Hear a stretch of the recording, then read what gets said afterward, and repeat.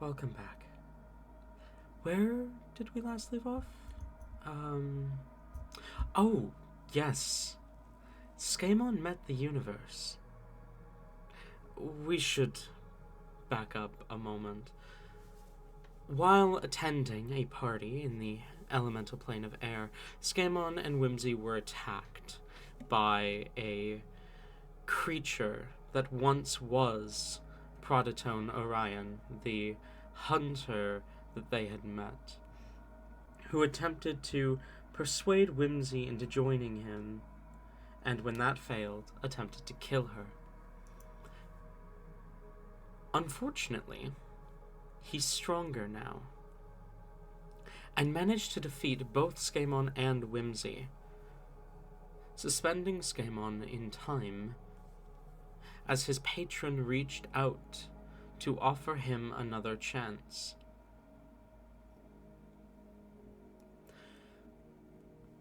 With the second go-around, they managed to defeat Prototype, and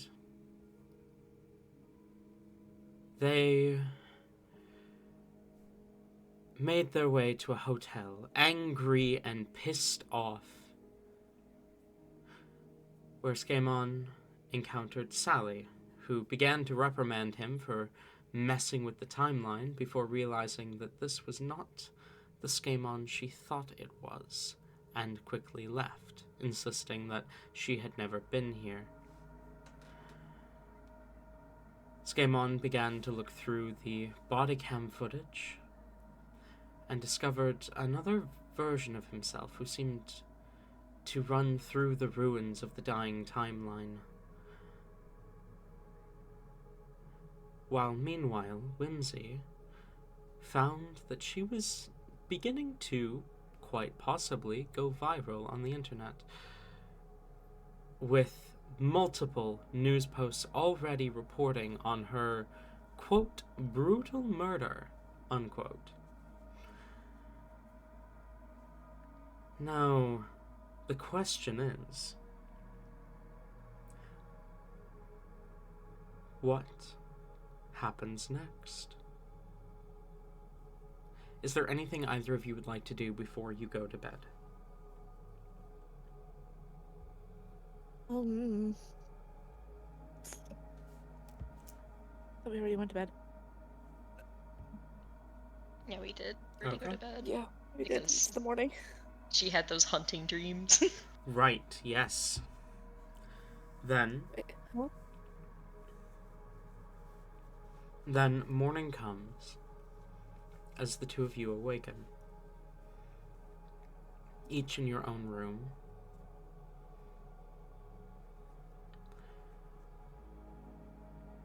What do you do? Are any of my traps set off? No, none of your traps have been triggered.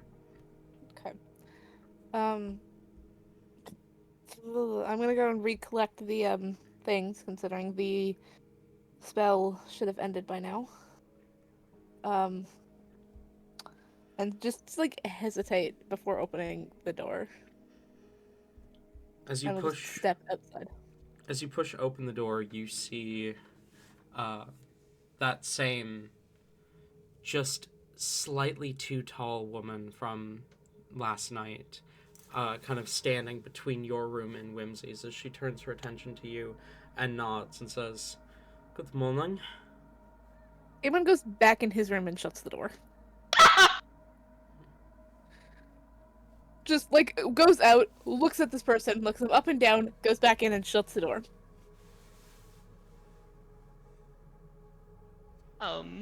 Whimsy on her side of the wall. She is going to wake up, take another very long cold shower, get dressed up, and go ahead and she's going to prestidigitate her clothing to be very sky patterned, like a very, very light blue with splotches of white on there, like a cloudy day. And Slimy in hand, is going to march proudly out of the room. You step out and see the same woman as she looks at you and nods. Good morning. Good morning! My dress. You got it all fixed up, right? Yes, she holds the dress out to you. Whimsy looks it up and down, giving a nod of approval.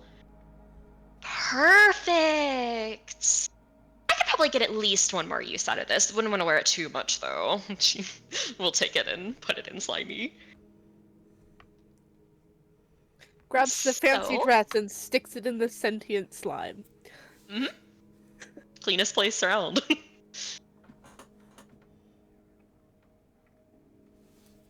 I see Mr. Broodyhead is still sleeping in there. I suspect he is awake. He showed his face for a moment, and then he seems unhappy with my presence, which is unfortunate, but I am not going anywhere. I would say Skaaymon probably also went and showered the second he realized that there was someone waiting outside of his bedroom door. Fair enough.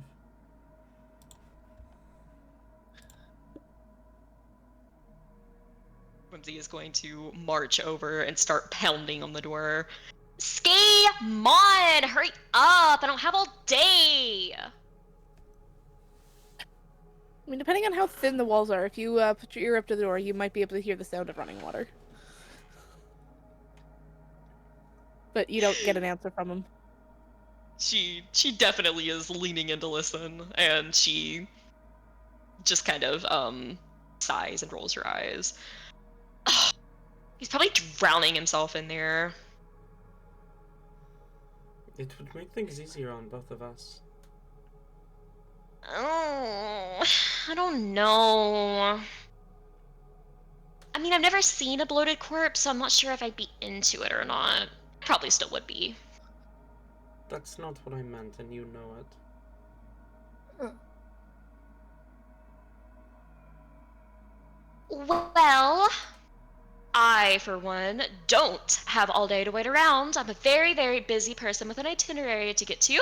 So... You're not going anywhere without him. I wasn't saying I was, but I'm, like, starving. I need to, like, go ahead and eat. I'm gonna be a skeleton by the time he gets out.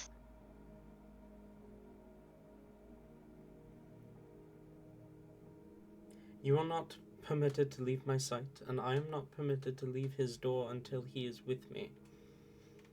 Do you have snacks? Is there, like, a vending machine?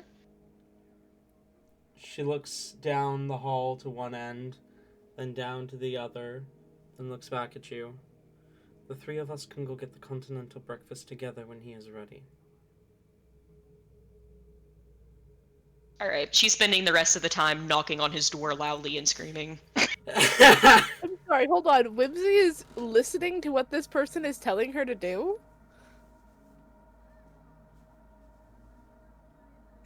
She doesn't want to, like, roam off and, like... She ain't letting you out of this easily. She's not leaving Skaaymon.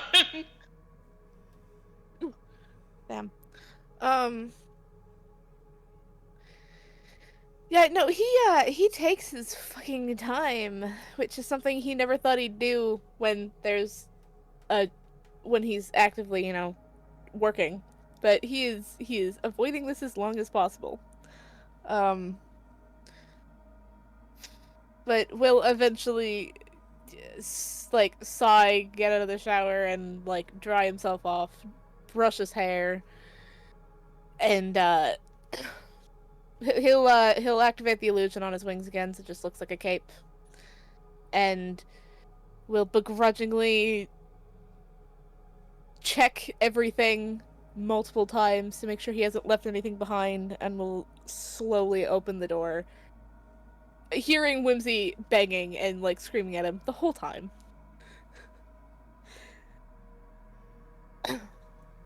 What do you want, Whimsy? What do you want? Look at this! She looks at her, still as plump as everybody. I'm withering away out here. And go get food. Well, don't know why you were in my room someone for said as that long. I couldn't eat until you came out. Since when have you ever listened to anything anyone has told you? Ever? Whenever they have a fully funded vacation and a tour or whatever, I'm a little bit more willing to listen and play along. Oh, you were too easy. Okay, fine. Well, I'm here now. Let's go get the continental breakfast. Don't like you. All right. The disdain is Hey, what do you mutual mean? for now. What do you mean continental? Are we eating an entire continent worth of food? Because we better be. No, it's the free food that the well, the not really free, but it's the food included with the hotel stay. So, It's good though, right? not usually. It is passable, typically. There will be better food on the tour itself, the tour ship, but Is it one of the flying ones? what other kind of ship is there in this plane? I don't know. Maybe there's like a floating ocean. Mm, Oh my no. goodness! Does it have wings? Is it winged? Yes, it is a winged ship. Oh! Oh, that's so cool. Wait, like metal wings, or are we like feathered, like Skaaymon wings? Metallic. Ew, that's lamer. Well, It it's was like, an alloy of metal and fiber, so it's closer to leather. Okay, leather's cooler. Why don't they just like take a bunch of people's wings and like tie them on there and flap them around? Like they could put cords. Like, oh, instead of the like, vertebrae and the wings and stuff, they could like insert metal cords in there, but it's still like real wings and they can fly using that. That'd be cool. That would not work. Not with that attitude, it wouldn't. Nor with any attitude. You would need nothing short of magic to make that fly. I mean, yeah. At You need which- magic to do anything cool. No, these ships do not function on magic. Yeah, and they're not cool because they don't have real wings. Shall we go get breakfast? Yeah, I've already Skaymon's probably halfway lost down the like hallway by now. 0.05 ounces. So yeah, let's go. Skaymon's halfway down the hallway and is looking for the nearest staircase. He's not going in an elevator with this fucker. I was about to say, if there is an elevator, like, Whimsy is so excitedly taking this. She ain't going down no stairs. As you both make your way down the hall, you do see a set of stairs and an elevator. And as each of you go for a separate option, the woman speaks up and says, "You two must travel together, or the tour is cancelled. Your choice, stairs or elevator." Skaymon looks at her, looks at Whimsy, and opens the door to the stairs. No! Elevator! Tori, you cut out. I'm gonna go in the elevator. I'm not getting in a small and close space with that. Skaaymon, what is your problem? Like, they've not even done Fine. anything to you. You'd think that. They're giving me a headache. And also getting in my way. I take it he is not fond of servants of the unending developer. Wow, I wonder how you could have guessed that. Maybe by me saying I don't like you. I have not done anything to personally wrong you, and we are giving you the information you require. You'll get into my way before you do that, which is not appreciated. Either way, Whimsy, You would have a I'll meet much... you downstairs. No. What? No. Well, then come along then. And starts going down the stairs. Roll a wisdom save. Motherfucker.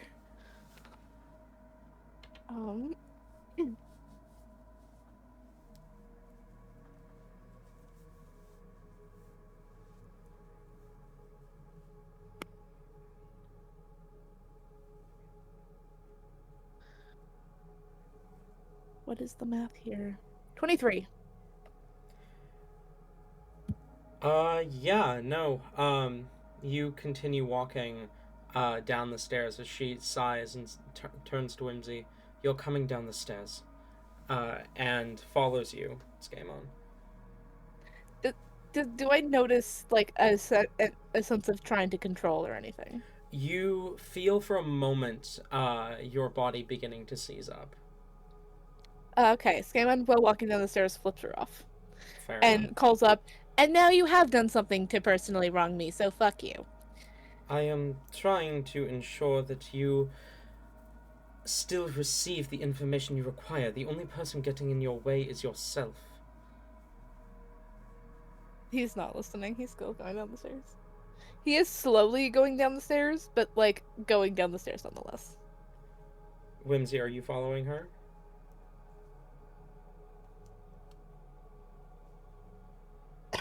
She definitely hesitates, like, with growing frustration and anger, but she's willing to put up with a lot right now on the hopes of getting to kill this Arbiter. So she ultimately will sigh and just stomp as loudly as she possibly can in their direction.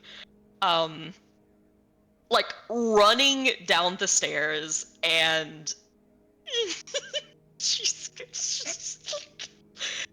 gonna try to, like, almost, like, discreetly, like, you know, just trip a little bit around Skaaymon. She's gonna try to trip him on the stairs.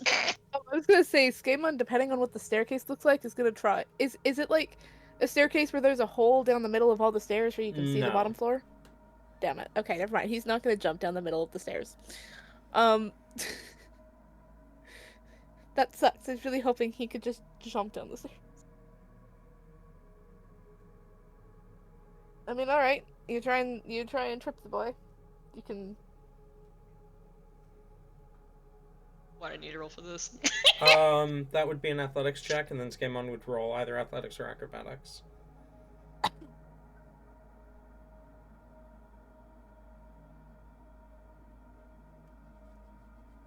That is 18 acrobatics. You're rolling athletics. Oh. Skaaymon gets to choose. Oh.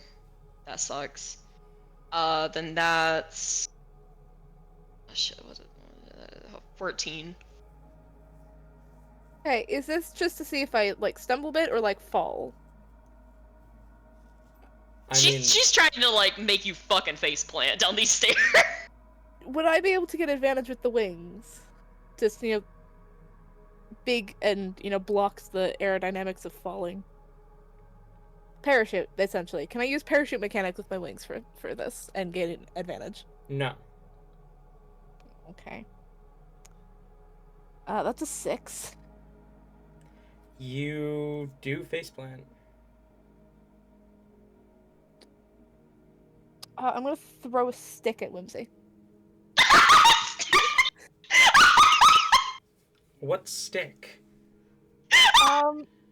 The sticks that are the carved ones I have that I use as the spell components for the trap thing. Right, makes I'm sense. just gonna take one, and I'm specifically gonna throw the blunt end at her and just try to, like, hit her in the head and make her stumble a bit.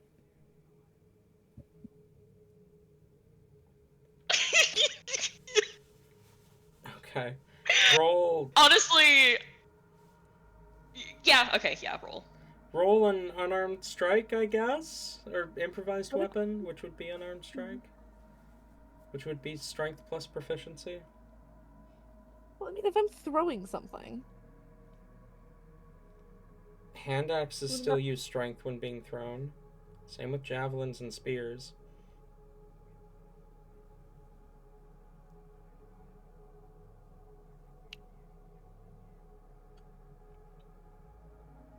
I need this to work for a second. Hold on.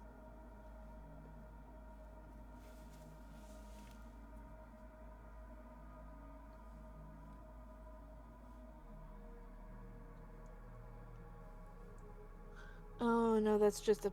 Okay, never mind.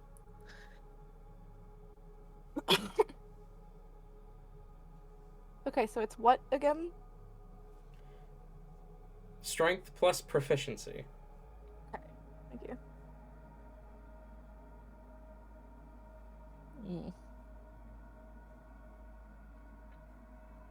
Fucking 11. Yeah, no, that doesn't do it. She just kind of like she starts busting out laughing when you face plant, and then like you kind of throw the stick, and she ducks a little bit out of the way and is running ahead. I was under the impression you two were supposed to be fond of one another. What the fuck gave you that impression? As he, like, reaches down and picks up the stick as he walks by. She kind of calls back, I mean, I am when he's not being a total freaking asshole, which honestly, you know, now that I think about it, is the majority of the time, so I don't even know if I am. Does that mean you'll stop hitting on me?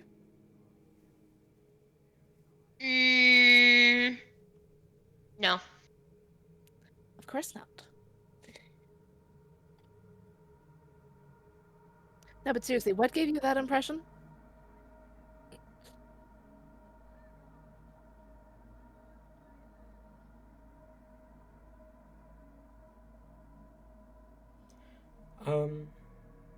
I was simply told I would be monitoring you two and that you two traveled together and drew assumptions of my own. Oh, that was fucking stupid. Evidently. I mean, Skaaymon here just doesn't really want to admit things, but your assumptions probably weren't that wrong. Well, I did think that I liked you, so probably very wrong, actually. But, you know, that's up for speculation. Not really, actually. I'm just... Whatever. Skaaymon, that's a very hurtful thing to say just because you woke up on the wrong side of the bed. I woke on the wrong fucking plane of existence, Whimsy. Okay? Beds have nothing to do with this.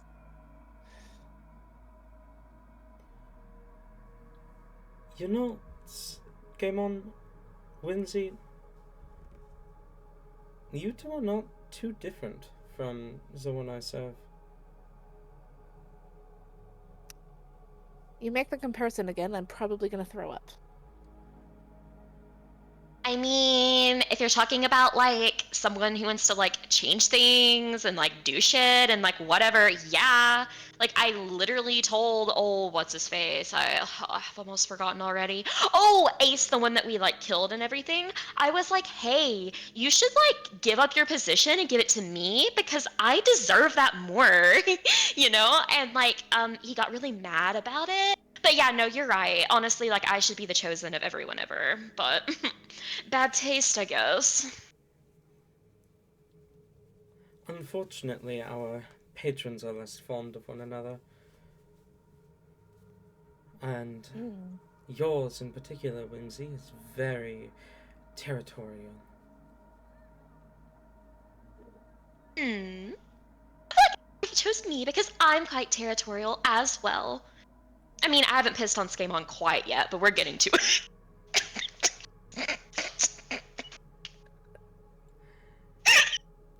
I love that you couldn't even hold a straight face to the end of that line. I couldn't.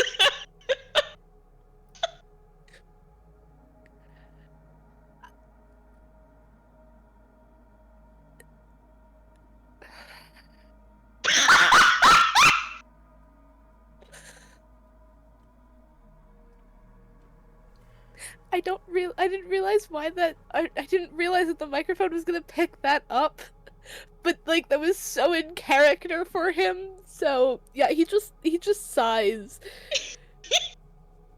unable to respond. But ambition... I mean, you're... Both of you are trying to make changes. Your patrons are, at least. We do not need to be at one another's throats.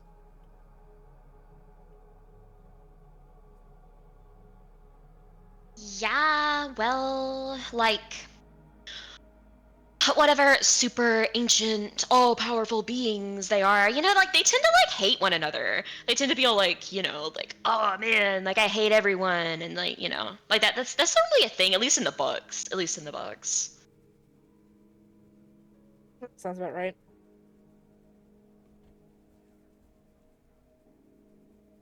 It's because they're so like hyper focused on like one aspect of something, and like they don't like go around, they're not like, okay, I'm gonna be like this and this and this and this. They're all like, no, I'm gonna be this. You're suggesting you'd bring new ideas to the patrons. Yeah, like, what do you think I am? I live to stir the pot of shit that is this existence. What floor were our rooms on? The third, so you'd probably be making it to the main floor about this point. Okay, I was about to say, this is seeming very much like a very large staircase. Skaaymon will push ahead of Whimsy and open the door. Isn't holding it, he's just opening and walking out of the staircase. Fair enough. Whimsy will make a show of holding open the door for the person behind her because she's better than Skaaymon.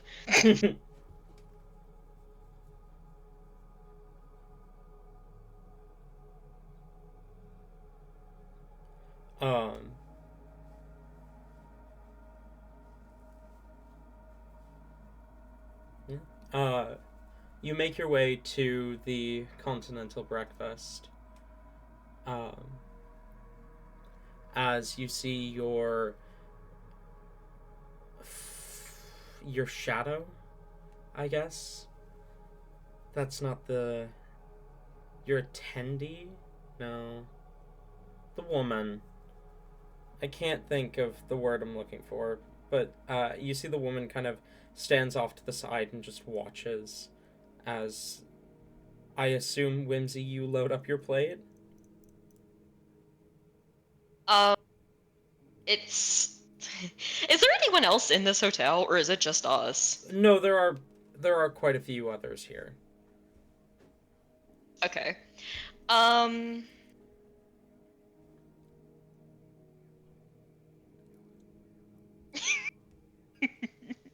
Is it a buffet table? It would be, yeah. Alright. Nah, she ain't loading a plate. She's going to go stand up there and just start grabbing food and eating it standing at the buffet table. Okay. Fair enough.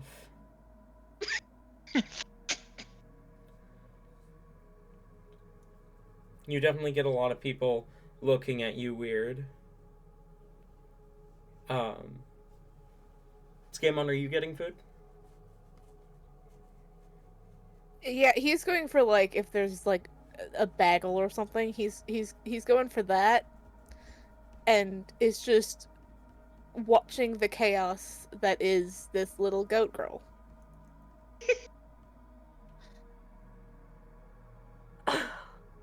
And is very much trying to avoid eye contact with her and hide so that people don't realize that he is with her.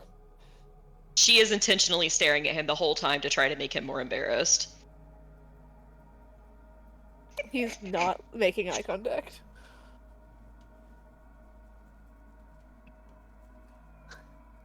Fair enough. Um, So he probably finishes his thing before Whimsy does, so he finishes that and then walks out to the lobby area. your your tail kind of shifts so that she can see both you and Whimsy. Is there a spot in here that I can go where she can't see me from where she's standing? Unfortunately, this is a very open lobby, so not really.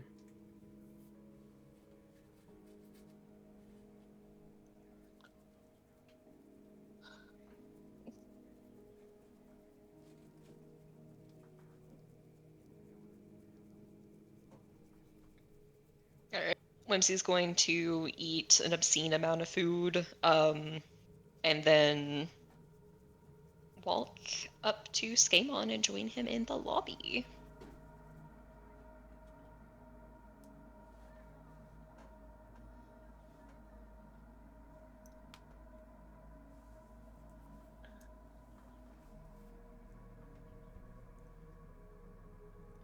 Um, as you approach Skaaymon, your tail catches up to you and speaks up.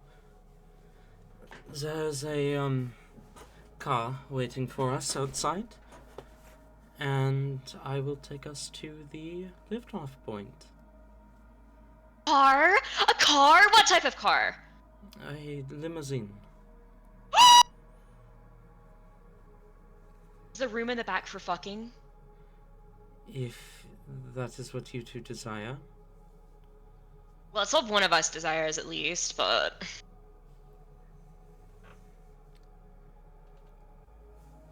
Good to know, good to know, good to know.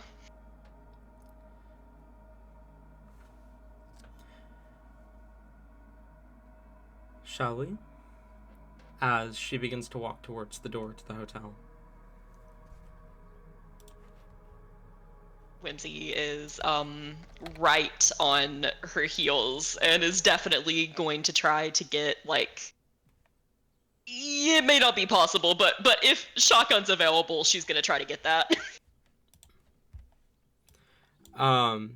As you approach the vehicle, you see the woman climb into the driver's seat. You approach the shotgun seat, and she says, "In the back with Skaaymon."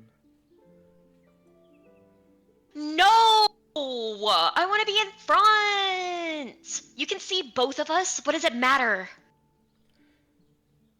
It is a matter. Easier for you to stab her. Oh my goodness gracious. If I'd already... Okay, if one of us is gonna stab her, it's probably gonna be you, Skaaymon. I, for one, genuinely want to go on vacation. It is for your safety and for mine.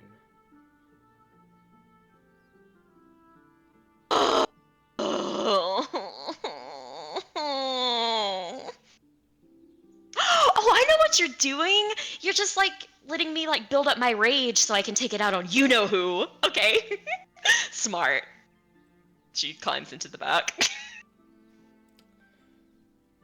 Yes. Skaaymon kind of looks at the door and then kind of opens his wings slightly and just goes, you expect me to fit in a... Really? Also, Skaaymon, if I can fit back here, you can. Motherfucker, I have extra appendages. You do not. Add my tail. She wags her short little goat tail. You have a tail the size of a bunny's. No, it is... Excuse me? This is a perfectly average sized tail.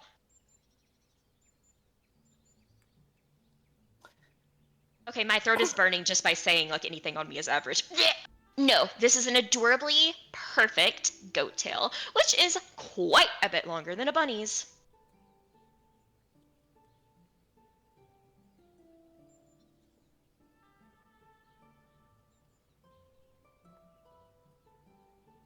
Couldn't have picked a less attention-seeking vehicle, could you?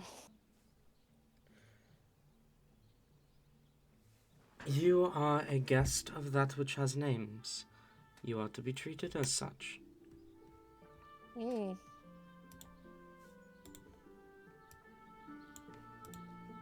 Whimsy is already Well, in I- this limousine, like, just running wasn't around even everywhere. a question. Yeah, no, she is already in here, like, the limousine's probably shaking, like, she is darting side to side, like, looking through, touching the window. It's like, this is her first time in a vehicle, this is the coolest shit ever. Skaaymon is, I think, very obviously, to everyone here, wasting time.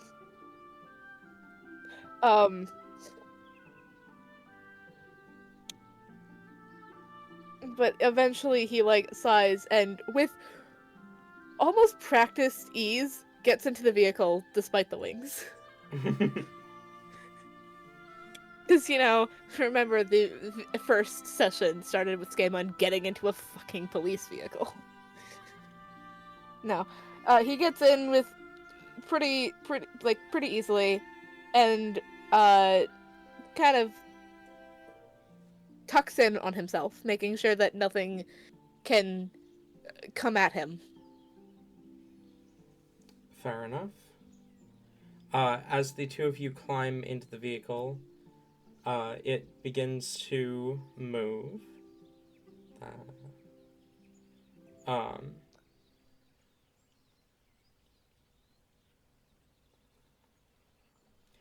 Do the What? museums have seatbelts? Do they? I don't know if they do. You never show them having it in the movies, but it'd be movies. I'm sure they probably do. Hold on. I have They may no not be idea. mandatory, but they do.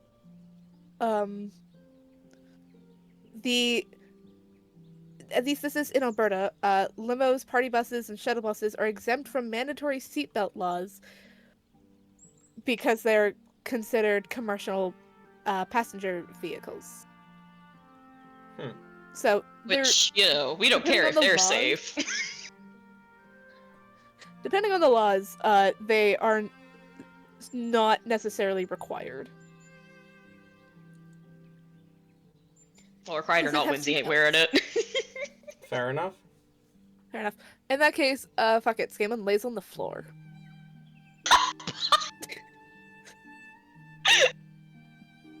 That's really funny. Why? I don't know. It just is. Yeah, he becomes a tripping hazard to Whimsy on purpose.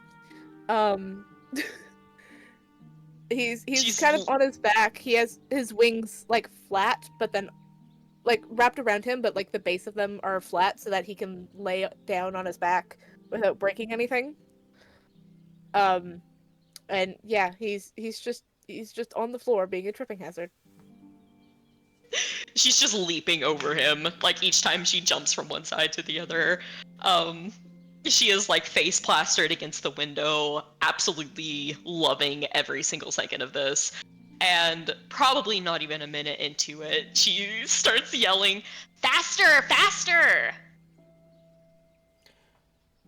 I am driving the speed limit. Oh my goodness, speed limit? No one ever goes the speed limit. Because doing otherwise will attract unwanted attention to both you and me. Oh, and the limousine doesn't? Don't you, like, already have, I don't know, like, isn't your person influential? Don't you have, like, all of the local people, like, you know, paid off or something to be like, hey, we allow this person to, like, break all the laws? We are making progress on replacing those insignificant positions. But progress does not mean we have succeeded. You know that thing that people do when someone's talking too much with their hand? What? Like the little... You know that thing that people do when they're mimicking someone who's talking too much? Oh, yes. Skaaymon has his hand stuck up in the air and is doing that. Love it.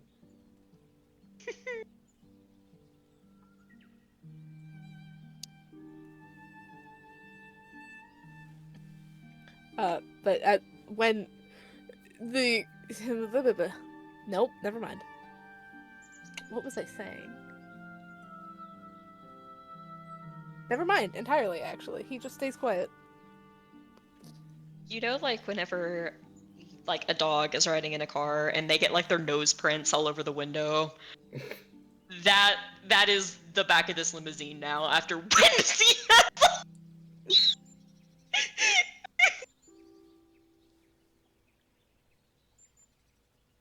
That's... yeah, that makes sense. Yep.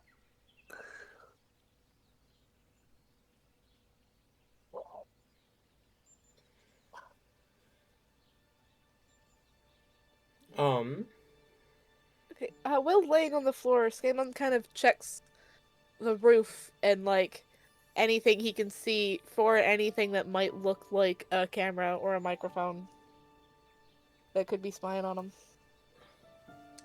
him. Roll investigation.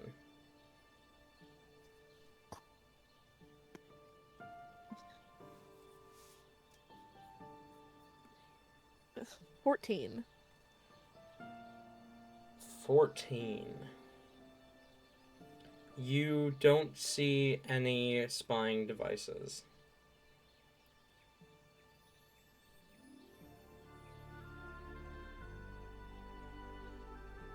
Okay.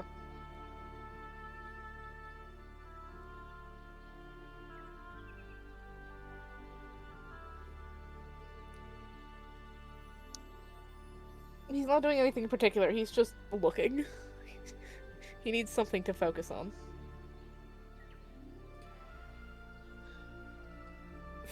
Fair enough.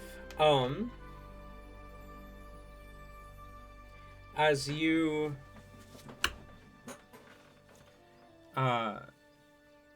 continue to ride,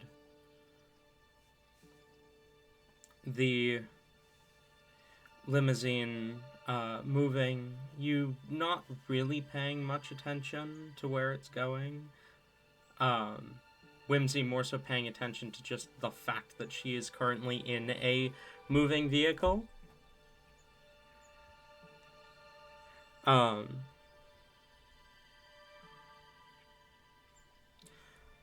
When you hear from the front,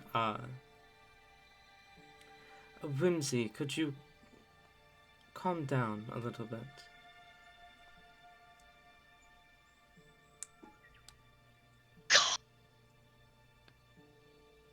Me? Calm down? Okay.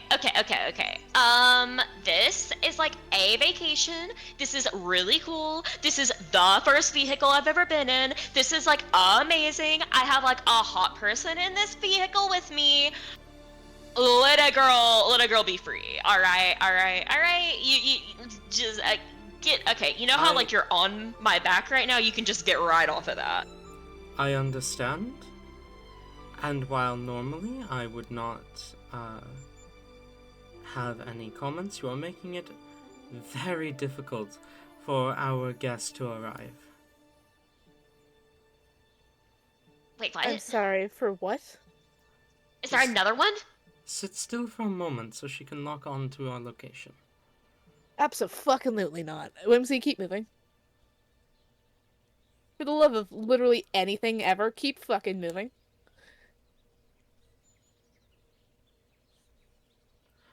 Do you Okay. want this tour? Skaaymon.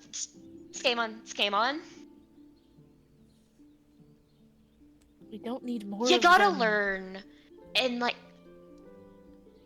Skaaymon, honey bunches of oats. We already agreed to a fully funded, Planar-wide tour from these people. Yeah, there's gonna be more of them showing up. What did you think was gonna happen? You agreed to the tour. I Okay, had to I go did with check you. with you first. I did check with you first. I was like, yo, like, Skaaymon, what do you think? And you're like, alright. So, I mean, you can even tell me I didn't check with you, because I, like, totally did. As I was saying, you're the one that wanted this. I need to not die. And unfortunately, that seemed to be the other option. This is... You do bicker more than your patrons. As your attention shifts to a new figure now in the back. Hey, there's another one.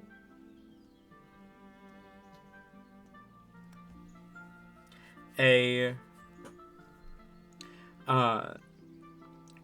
darker skinned, like kind of gray skinned woman with a pair of horns and short, kind of fluffy white hair. As she smiles and says, "Now, shall we discuss the conditions?"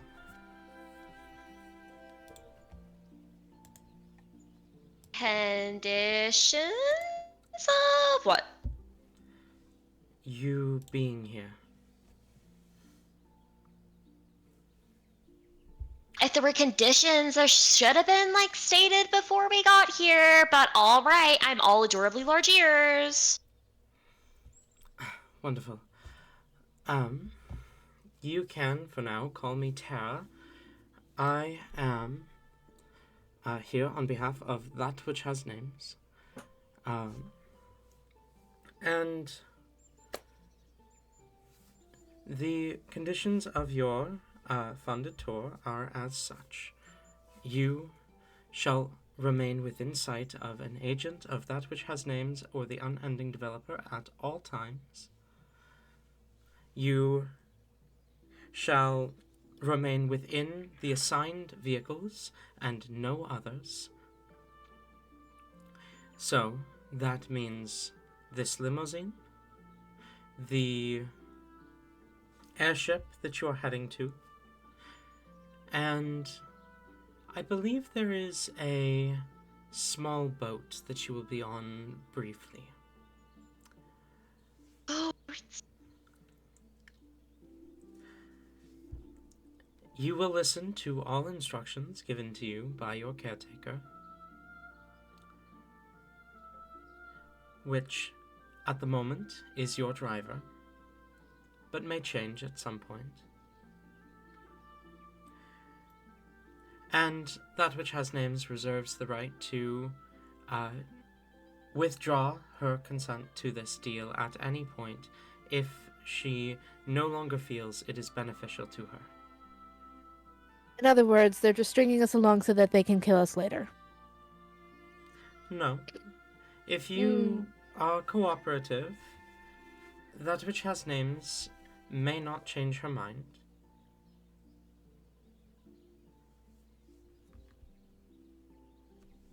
I mean,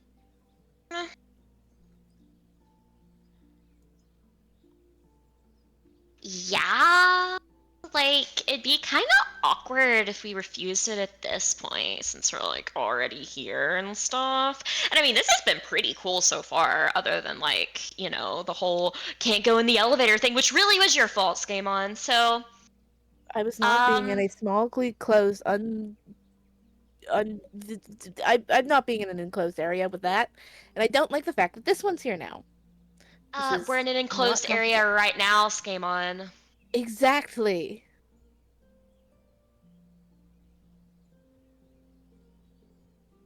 Exactly my point. I promise you the airship is much more roomy. Okay, who all is on this airship? Is it, like, you know, just us, or, like, is there more people? It is privately owned by that which has names, so it will be you A handful of staff and a handful of escorts. Escorts? Escorts of what variety? As in people assigned to escort you from location A to B to C to Z, to D, all the way to Z. Your Okay, tour let me go guides.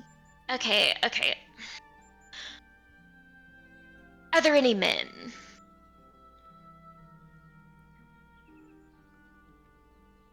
She just kind of raises an eyebrow at you as you ask that question. What do you mean? What do you mean, what do I mean? Are there any men? Did you stock it full of men for me? What, you didn't look into my tastes before, like, setting this up? You are speaking with agents of the unending developer. The answer to that question could change daily.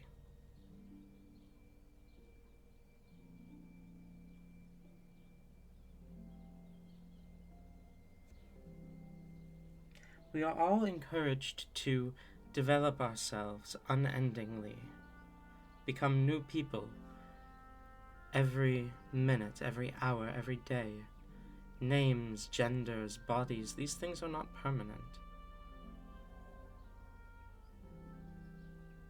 Okay, that answers that for me. I will be looking for relationships elsewhere. Thank you for being clear about it. You know, honestly, like, credit to you. You're upfront about it. Like, you know, some people aren't.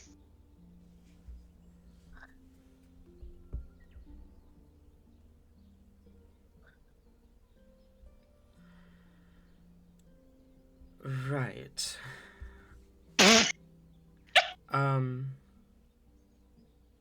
I'm Congratulations, Whimsy. You've made her feel incredibly uncomfortable while being horny on main. I'm not sure I completely understand what you mean, but I will take note of that. I mean that whenever I, like, you know, if I want to be with someone, I want them to be them and not be a constantly changing, like, thing. Like, I want to, like, find a hot dude and not be a hot dude forever. You know what I mean? Like, I don't want to be like, yeah. Well, we are a version of us forever. That doesn't really, like, no. That doesn't really do it for me. And therein lies the issue with ambition. Permanence. Depends on what kind of permanence. Though, I mean, I guess, yeah, yeah. I mean, take me, for example. I can, like, improve and everything, and I'm going to, obviously, but I don't need to change myself because I'm already perfect. I'm just, like, a perfect thing that keeps getting perfecter and perfecter and perfecter and perfecter forevermore. And perfection is one of the greatest lies ever perpetuated by my patron.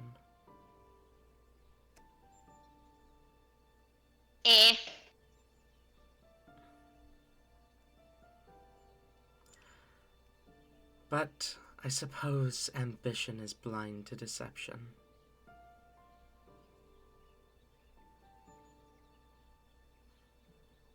Sounds like an insult. Not really. Yeah, I don't know. I think that's kind of silly. I think that you are just, like, not comfortable enough just being yourself, so you have to change all the time. I kind of feel sorry for you. Changing is myself. But if you agree to the terms and conditions of this tour, my job here is done. I will meet you on the airship. Coolio. And she That's just, vanishes. Great. Yeah, we're effectively in some sort of prisoner transport. Constantly being watched, constantly being monitored by literally everything everywhere, because what the fuck isn't fucked up about this place? Well, you know what, So fun. Skaaymon? Apparently, it seems like we were, like, doing that even before, you know, by, like, whatever entities, whatever, so kind of inescapable. When you're as Yeah, important but as us, you're gonna be watched. one of those you can ignore until it throws itself in your face. But until then, you can ignore it. This is just an underlying threat of, oh yeah, we'll keep you around for now because you may be useful as a get out of jail free card until you're not anymore, and then they're not going to find us useful and they're just going to kill us. They're just going to. There is almost nothing that's currently telling me that this isn't going to end with us dying by their hands. Because everything can change, right? Including their minds. Including what they Yeah. decide, what their own rules were. So? Who cares, Skaaymon? If they change their mind, do we kill them? That's like the easiest solution ever. Yeah, the last time we tried to kill something, it didn't work properly. Yes, it did. Yes, it did. I have the video Okay, evidence. fine. Actually, that is online. Okay, yeah, well, whatever. It happened in the end. So like, right now, right where we are, we win. He lost. So Nana Boo Boo, kiss my For furry now. ass. For now, however, the first time he went down not easily, but without any of us going down. The second time, there were more people helping fight him, and yet. What's gonna happen next time he shows up? If we even survive that long, which, considering, gesturing to the front, I highly doubt it. If you are attacked by the agent of Hunt that attacked you before, we will not allow them to so much as reach you. There you go, Skaaymon. Yeah, like And if I it said, happens two separate anyways, events. then, Skaaymon, like, you're seriously going to, like, worry yourself and give yourself a heart attack, like, before you even read, you need to calm down. There's obviously nothing that you can really do in this situation but go along with it. You said it yourself. So, literally just try to make the most of it.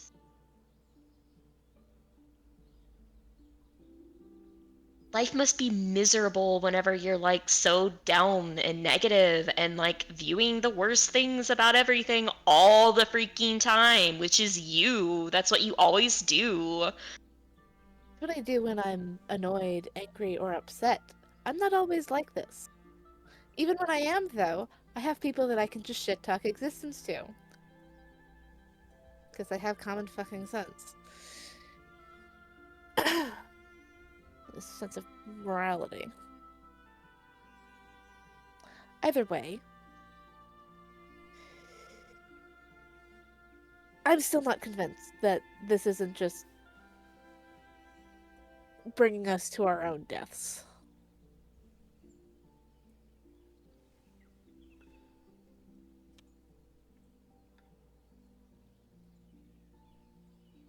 Do you not see by now, Skimon? Like, you have been brought in my presence as an important figure. So that means like you probably have like diplomatic immunity to death because I do. Like I'm like that can't no like that cannot even begin to touch me, or come anywhere near me. I'm like so impervious to that, and The like that's obviously extended to you. the driver speaks up. I suspect that may be what he is afraid of.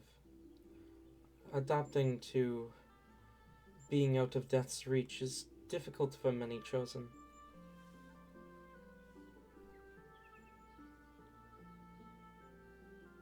Wait, what? Oh, yes, as long as you are directly bound to a patron, your patron will not let you die. Oh no, not that part.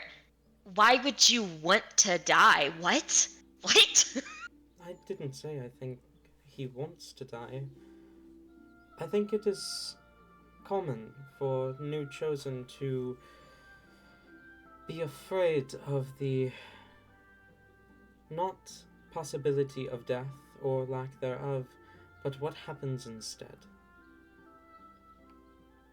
I remember when I first began to serve the unending developer, I wondered if every time I almost died, every time I should have died, I became less and less of a person. I soon realized that that doesn't matter, but it takes time. Yeah, doesn't matter to you, not that it's not true.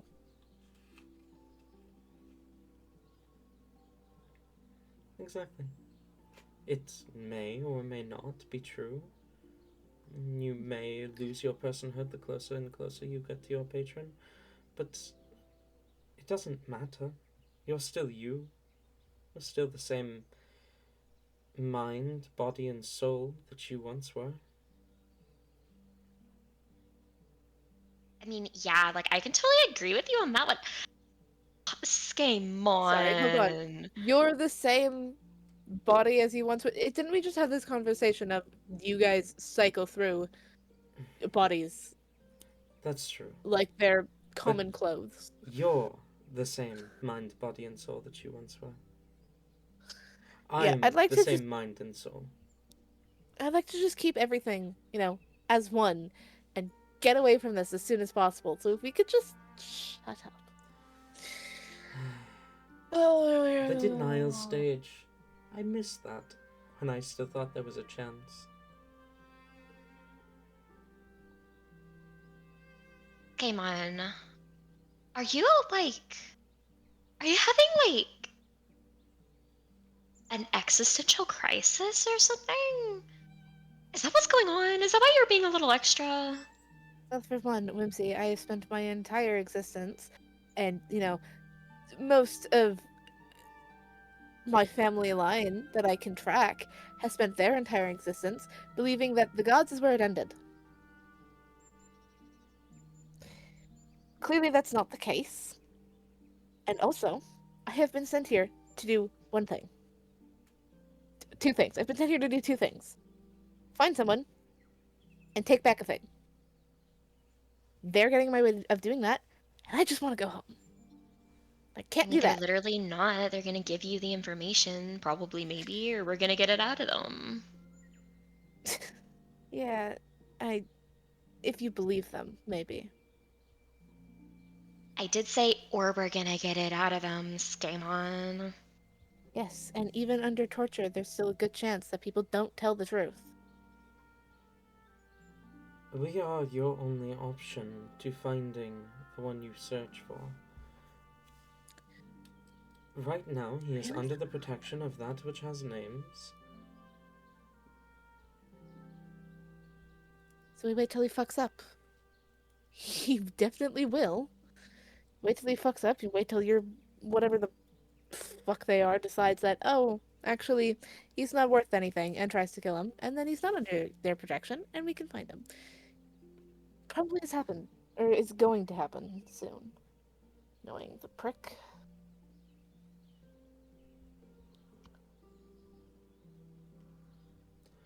For your What? sake. For your You sake. seem somewhat of a actually no, you know what, go ahead, finish your thought. I'll ruminate on mine. For your sake, Skaaymon, I do hope you're right. Because the way you're going, she will likely change her mind on you. If you Ha continue to ha. if you continue to antagonize her servants, whom she cares very much for, you will find yourself on the other end of the blade that is currently protecting you. I have so much for you, yet she lets you suffer and die when you're no longer useful. A change of priorities.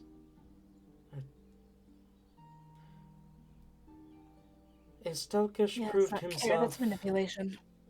Istelkish proved himself far too ambitious. He believed he could take the entire void under his wing. He could not.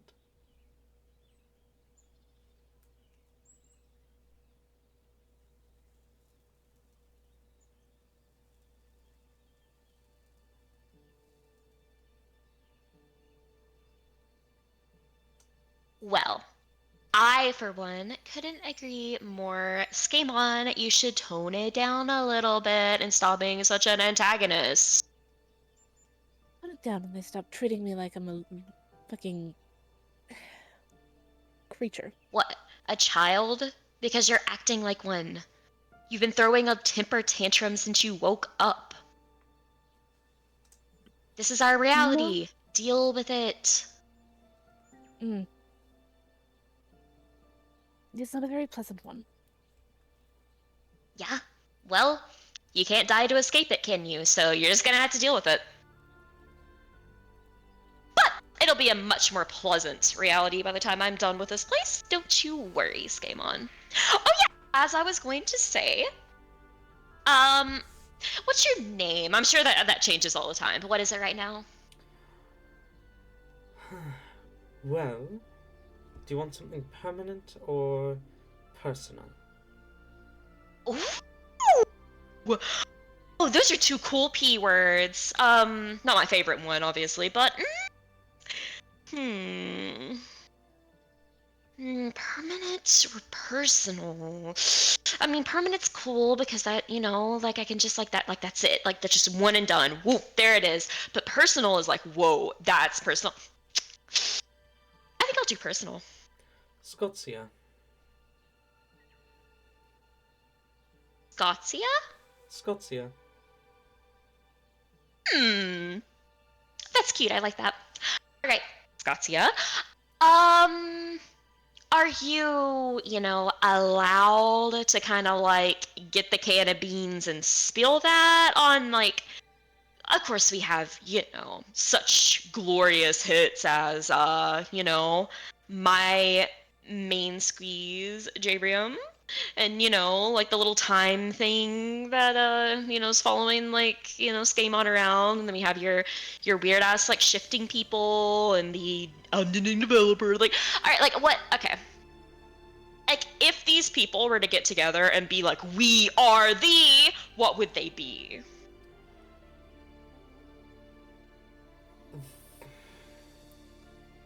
You see Scottsia pauses.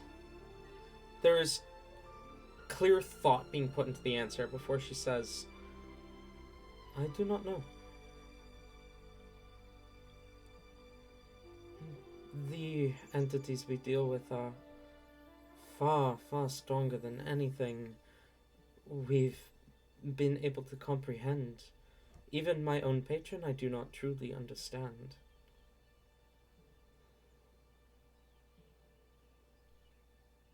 I know he is often referred to in a masculine way. He is entitled the Unending Developer. He encourages us to change. But I do not know much beyond that.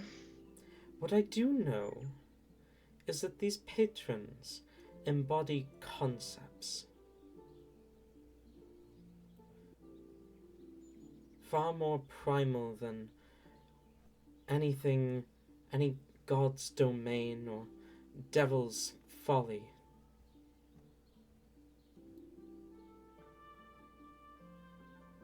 They embody the concepts of death and life and disease and pain and war and loss and so many others.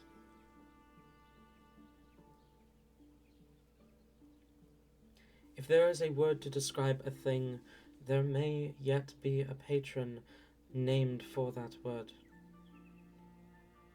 Or at least that embodies it. Okay.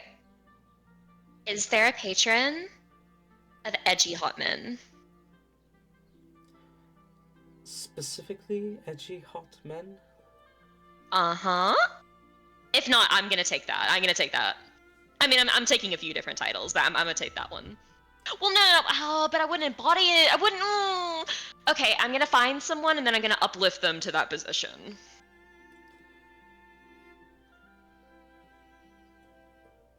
But continue. I do not believe there is a... I do not believe there is one specifically for edgy hot men. Though... there is the binder. I know. That's a name. That's certainly a name. Do elaborate. If I understand correctly, the binder embodies the idea of community, love, connection. Everything Sex. everything that is antithetical to conflict. Oh, I wouldn't really say sex is antithetical to conflict, though. Neither is like community or love or stuff either. Like usually that leads to conflict. Do you see why it is complicated and difficult to identify the patrons? When one concept blurs so easily into the next? So, is that just like the concept of everything? Like, were they like, maybe we're like too hyper specific. Like, maybe like, we should like branch out more. So they made like other things that like embody more things, like the gods. That is one theory. I do not know. Like I said, I barely understand my own patron.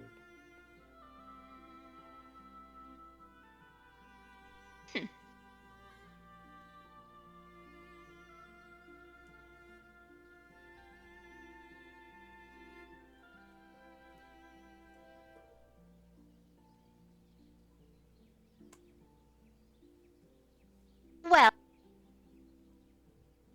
my thanks for the information. That is like super not enlightening at all, really, but you know, interesting. And Although yeah.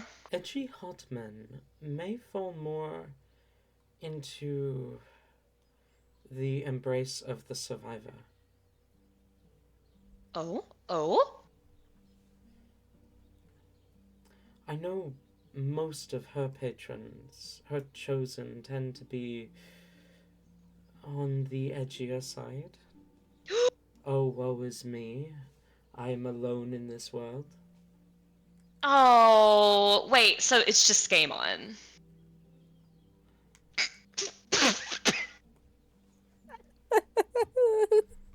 And again, I can't. there's the complication. By all means, it sounds like your friend Skaaymon would fit. It also sounds like he would fit as a servant of Hunt. And yet, he is neither.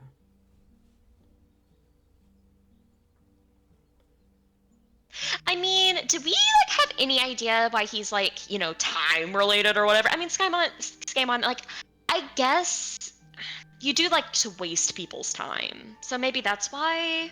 But like, I don't know. It's not that fitting. Unfortunately, although it is usually moderately difficult to determine why a patron chose someone to begin with, obviously the further into the domain they fall, the easier it is to tell, for example, as she gestures at herself. But it becomes even more complicated with servants of the Winder, because usually the answers reveal themselves to lie in the future. Or so Oh. I've been told. I have read many stories of those who serve the Winder, but they are very few and far between.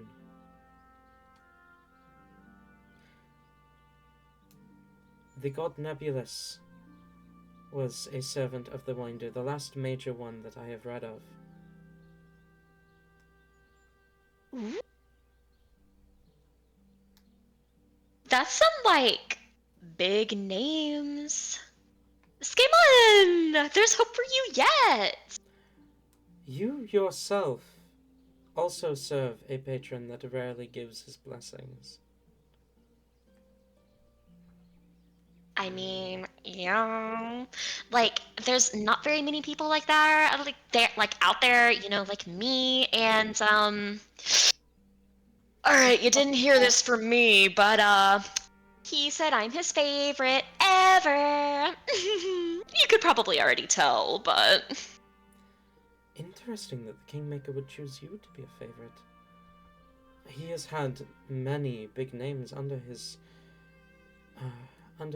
own. I believe I read that the Son of Creation was one of his.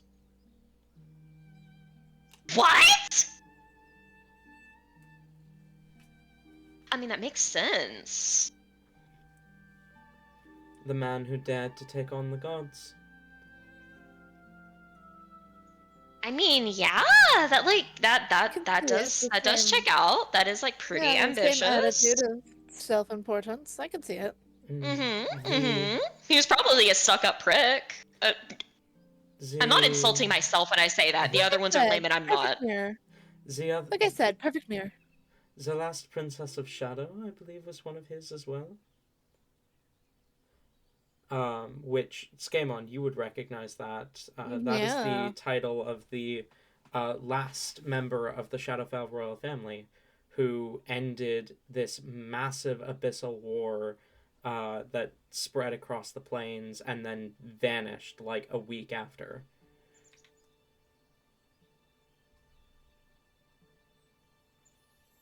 Okay, now that one is surprising. Well, a little surprising. I believe the Demon King from then was also one of his.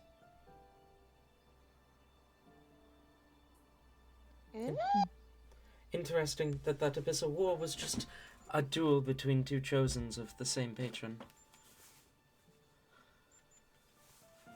How spicy. Of course, I imagine both your patrons have taken lesser names that just are forgotten. I mean, I would assume not for, like, ambition, because you're obviously not gonna pick someone who's just, like, a lame-o that's not gonna make a name for themselves. Sometimes all the ambition in the world isn't enough. And sometimes they are handled before they get out of hand.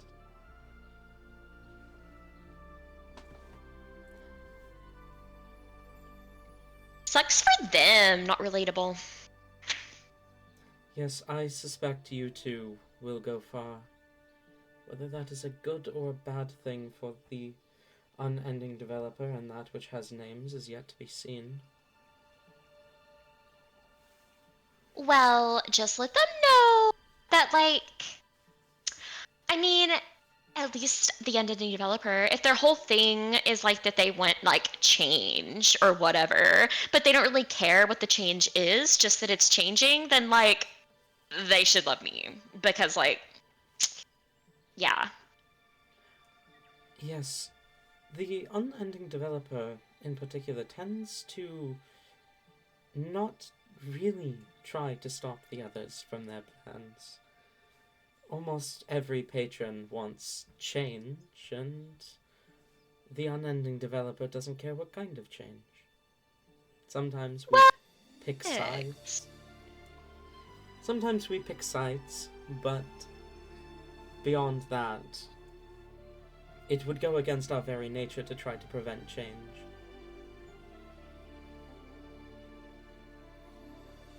Well, then if they decide to go back on our deal, then I'll know that they're a super big silly head because they don't see that I'm helping them.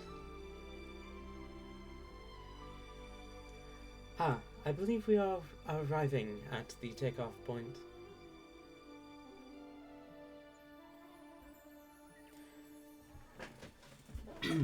As you see the car pull into this large, kind of empty lot, and in the center sits a massive airship with what look to be large, kind of metallic wings attached to either side, about 3 on both sides of the ship, making up 6 wings total.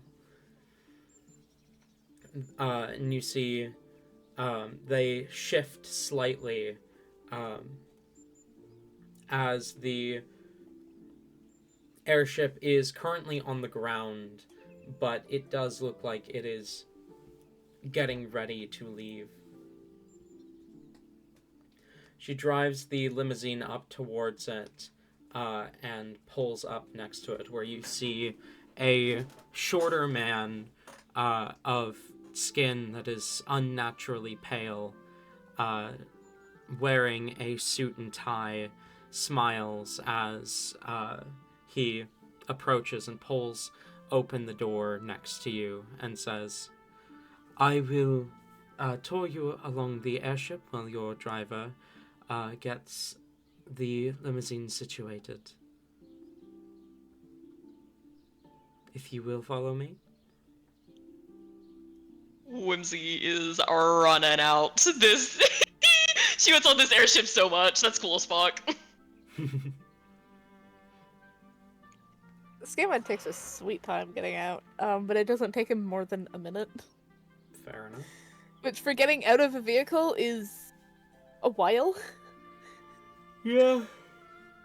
But yeah, he kind of gets out and glares at the new person, but doesn't say anything.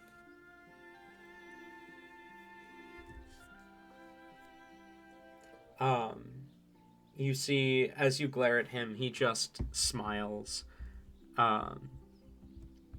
as he says, "It is a pleasure to meet you, and unfortunately I will forget it."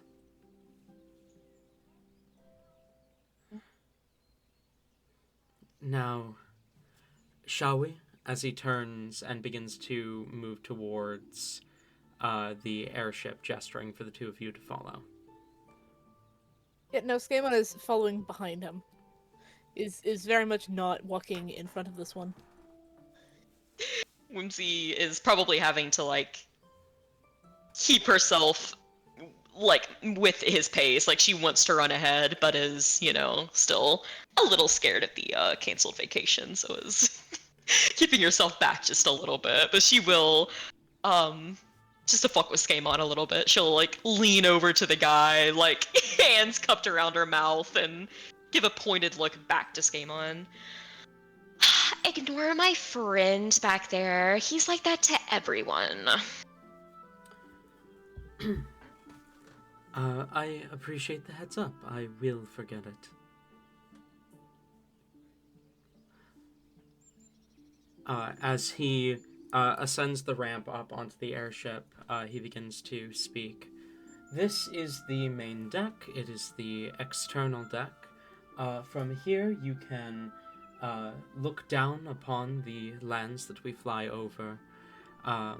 There is the rooftop pool over there, and you can access the captain's quarters over there if you have any questions. Over here, as he leads you inside and kind of down a set of stairs, this floor is where you will find the washrooms, the changing rooms, if you need to get changed for any reason, including using the pool upstairs, and the kitchens and dining halls. We provide a vast variety of foods that can be found on almost any plane. And you can find those. The changing rooms are here, just next to the stairs. The washrooms are down this way. The kitchens are down that way. And down these stairs to the next floor, the second basement floor, down here there are the sleeping quarters, the customer service office, and the lounge decks, as well as a gift shop at the other end. The final floor is for any luggage, typically off limits. However, we servants of the unending developer do not carry any luggage, meaning it would be only your luggage. Meaning there is no reason to restrict your access to it. I see you don't have any suitcases, so I imagine the bottom floor will be entirely unused during our tour. Everything goes inside me. How do you not have luggage, though? Where do you keep your stuff? A lot of us are staff on this ship, and so all the stuff that we require is part of the ship. The rest of us do not like the idea of permanence or ownership, and I often forget what things are supposed to be mine. You forget a lot. Oh. I am a servant of the forgetting, of course I do. Oh my. They really do have something for everything.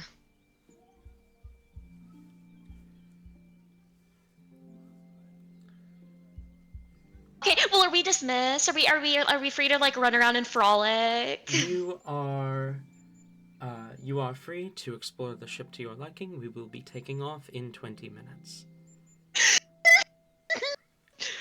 Whimsy is the bottom floor will running. also contain the limousine which you rode here on. She's already gone. Were there two of you, or was it just you? As he looks at you, Skaaymon. Oh, I'm gonna fuck with this one. Skaaymon looks at him and just goes, 2? What do you mean 2? I don't think there was anyone here. Of course, you probably know me. I probably forgot. You did, but that's alright. You should, go find someone else who can remember for you. Of course. He turns and walks away, leaving you on the 3rd floor.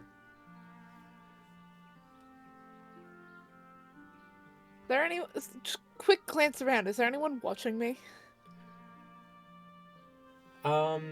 You do see staff members moving to and from, and they do kind of glance at you as they pass you, but no one is staring right at you.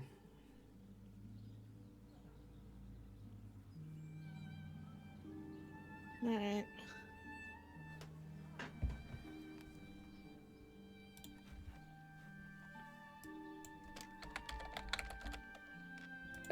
There's a roof. Skim's gonna go to the roof. Okay.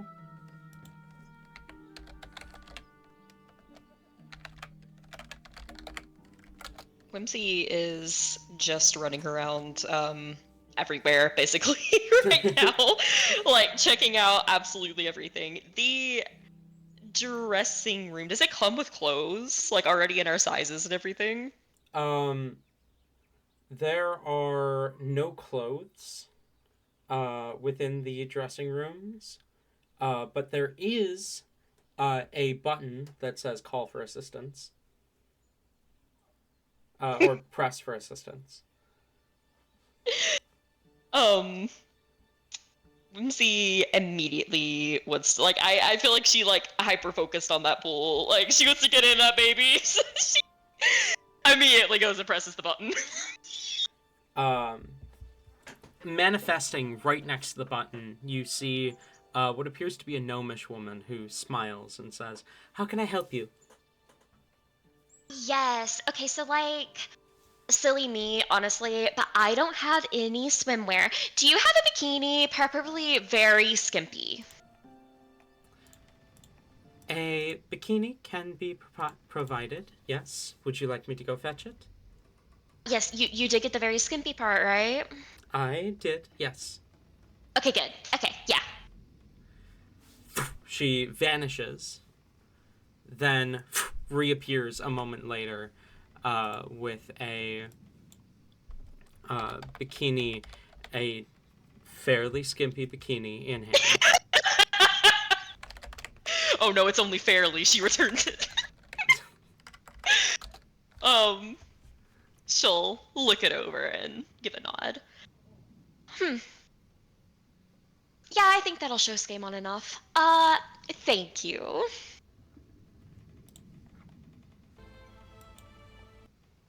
You're dismissed by my now. Gone. Before she even says anything. Alright.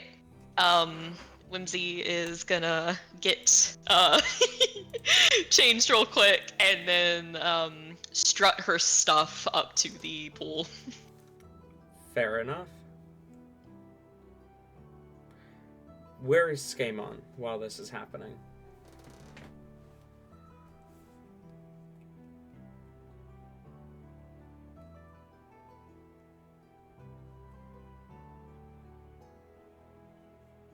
Thena?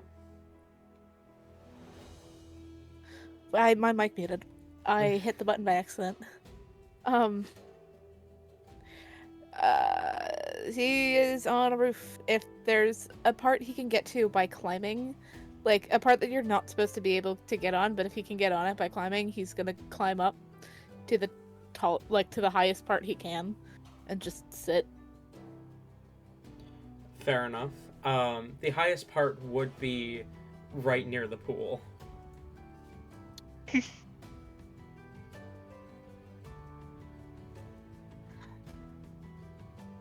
Okay, is there a railing somewhere? There is, yes. Okay, he's gonna sit on the railing. Okay.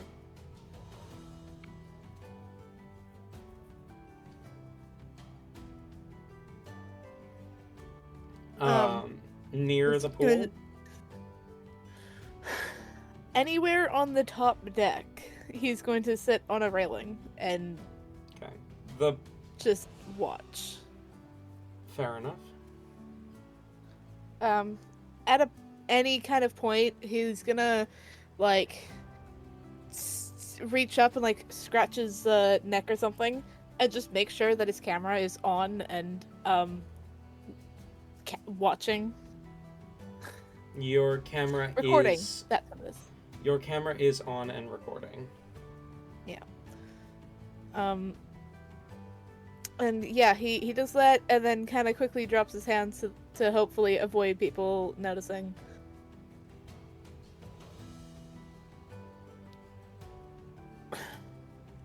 Might not work, but well, one can help.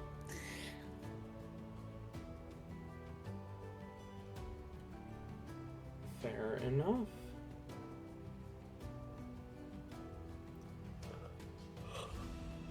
As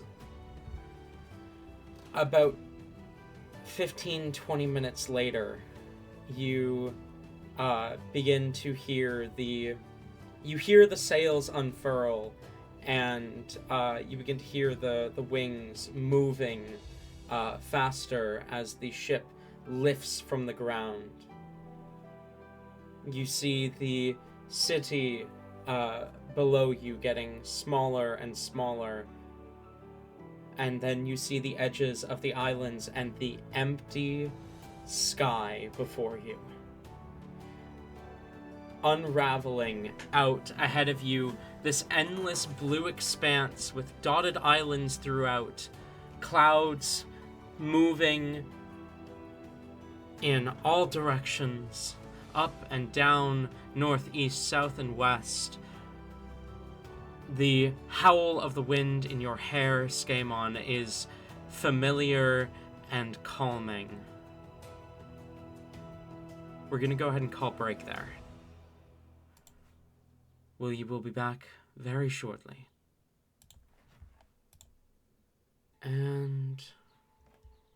We're back.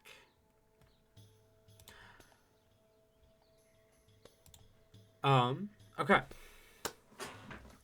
The airship takes off. The wind blowing through Whimsy in the pool. Skaaymon looking out over the vast sky that makes up the entire plane that you are in. What do you do?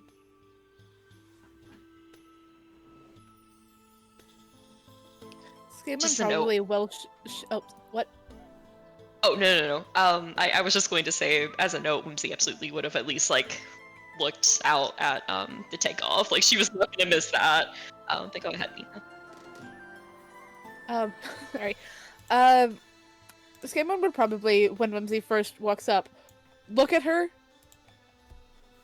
and then completely, like, look at her with confusion of, like, where the fuck did you get that? And then say nothing about it. He's very quiet.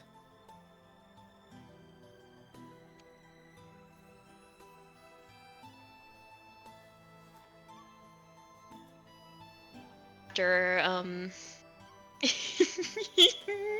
excitedly, leaning over the railing in her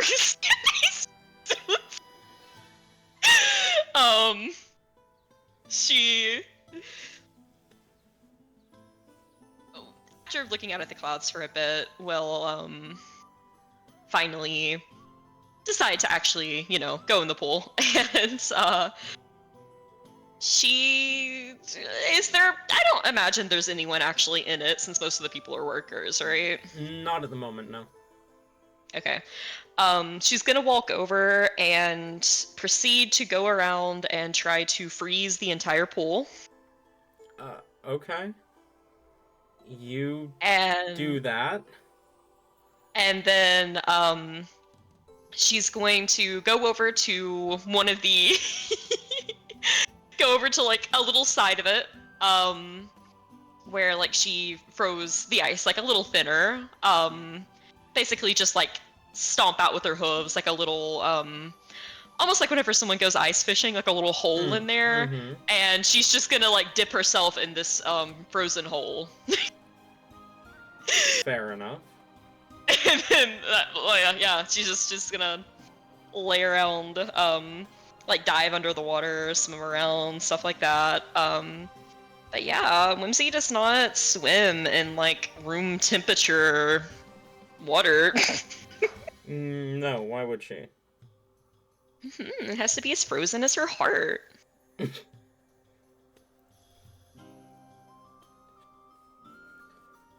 Fair enough. You begin to swim around in the now semi-frozen pool.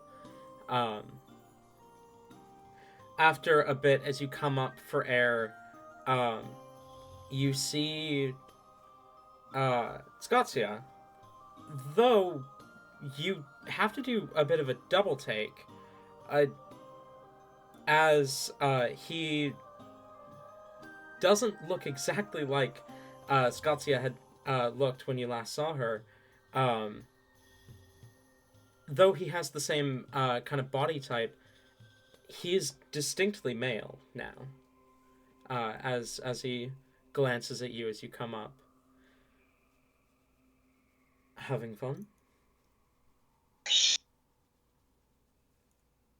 She gives like an eek, like a very loud girly squeal, and then turns whiter.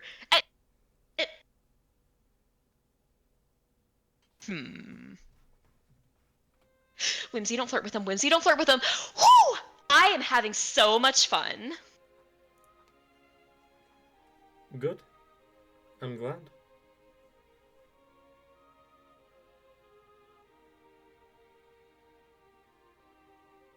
You're allowed to swim with me. Just if you wanted to. The water looks a little cold for my taste. Oh my goodness. Are you one of those weird people that likes to swim in water that isn't frozen?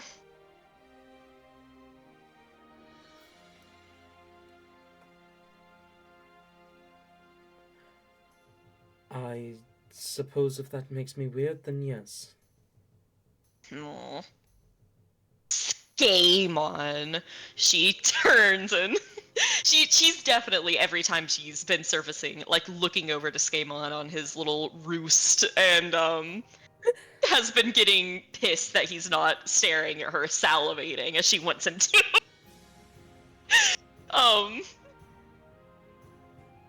She just As you kinda say shrugs. his name, oh sorry, as you say his name, it's the first time since you showed up on the roof that he's actually looked at you, as he turns to the sound of your voice. Skaaymon, I would unfreeze the pool for you. I think we've gone through the whole I don't like swimming thing. But this is like a controlled environment. Like, you could actually learn to swim here in like a safe I place. know how to swim. I know how to swim. I don't like getting waterlogged. When I get waterlogged, I get heavy and I sink. You just like.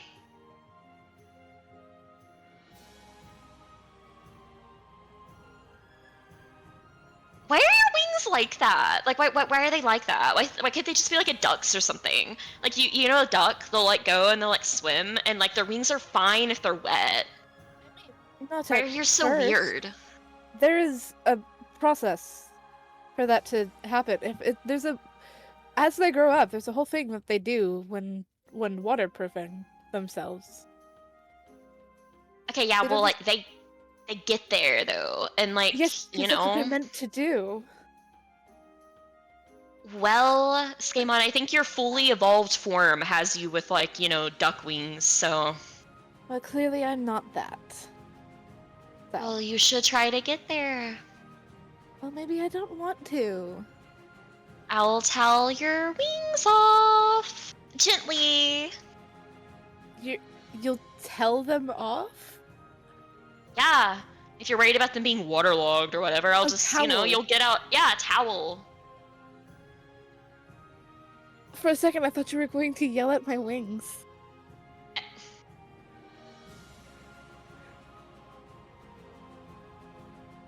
What are you even doing over there? Pershing? Watching. Yes.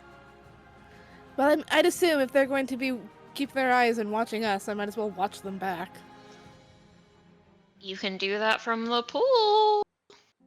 Yes. However, I can't as easily fall off and the side and survive in a pool. I can here.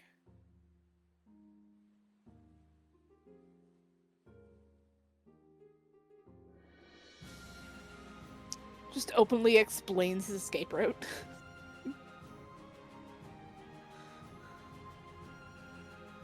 Okay, wait a second. Like, if you were going to, like, whoa. What do you mean that if you were gonna escape, you just fall off the side? What am I gonna do? You're the one that wants to be here. I mean, yeah, but like, I don't. yeah, but if you leave, they cancel it. Your cooperation is still required in order for you to receive the information about the one you seek.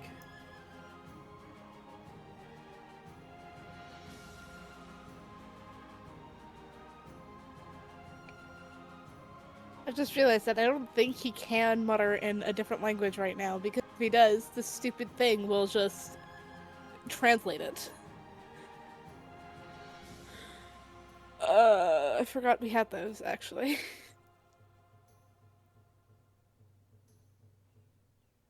Is it waterproof? Like, is Whimsy's fine because she's in the water? Well, I better be. It is, yeah.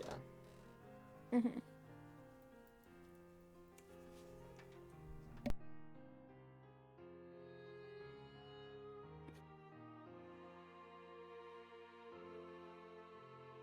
Skaaymon just glares at him, but doesn't say anything.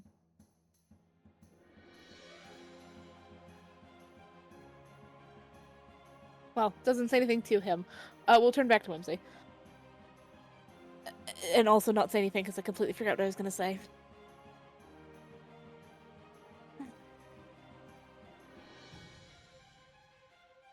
Do you think Uh, do you think the slimy would float in water, or does he just slowly sink? Or melt. I feel like he floats. Okay. He floats like oil. He kind of just melts across the surface of it, but he stays on top of the water. Yeah. Like, I like to imagine that he, like, is following Whimsy around a little bit, like, stretches his slime down and, like, almost doggy paddles with it. Isn't most of the pool frozen? Wouldn't She he has be a few skating on holes top she's of it? bored through. But even still, wouldn't he be mostly, like, skating on top of it? Yeah. I mean, I guess he could, like, climb up on it, go back down. Either way, that's also really cute, just to see this little pink blob just, like, rolling across the ice and also going underneath, and then just, like, getting pressed up against the top of the ice, moving from hole to hole.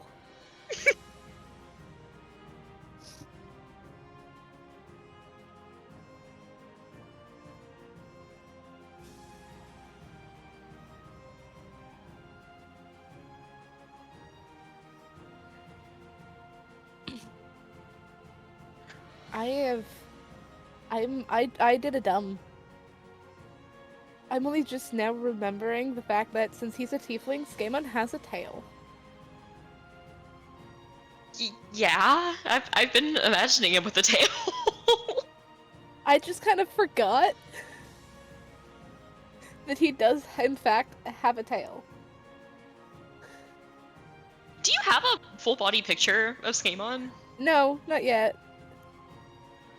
Which is why I keep forgetting he has a tail. Mm-hmm.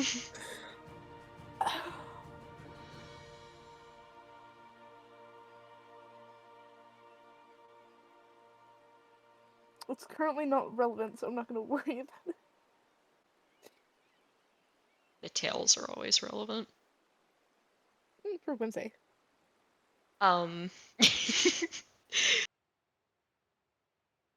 Yeah, no. Whimsy's just proceeding to, you know, be helping here. That's all.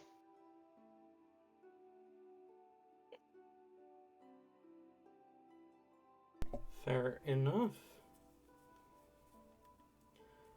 The ship sails across the elemental plane of air.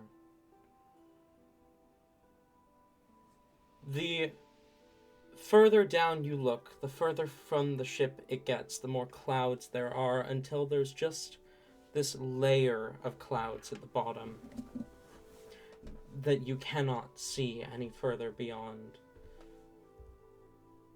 You see the islands around begin to thin and become fewer and farther between,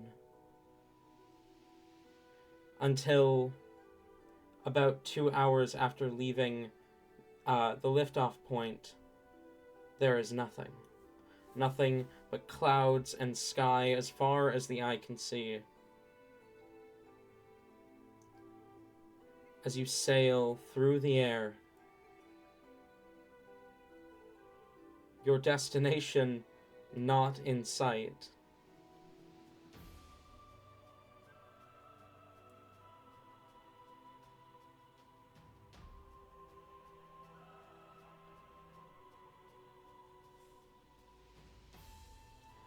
What do you do?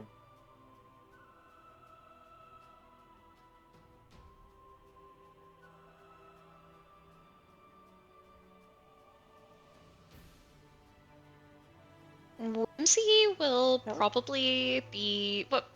I imagine it's still pretty early in the day, right? Yeah. Okay. She stays in the pool for probably like a good 2 or 3 hours. Like she is quite fond of water, and will eventually crawl out, gathering up slimy and calling over to Skaaymon.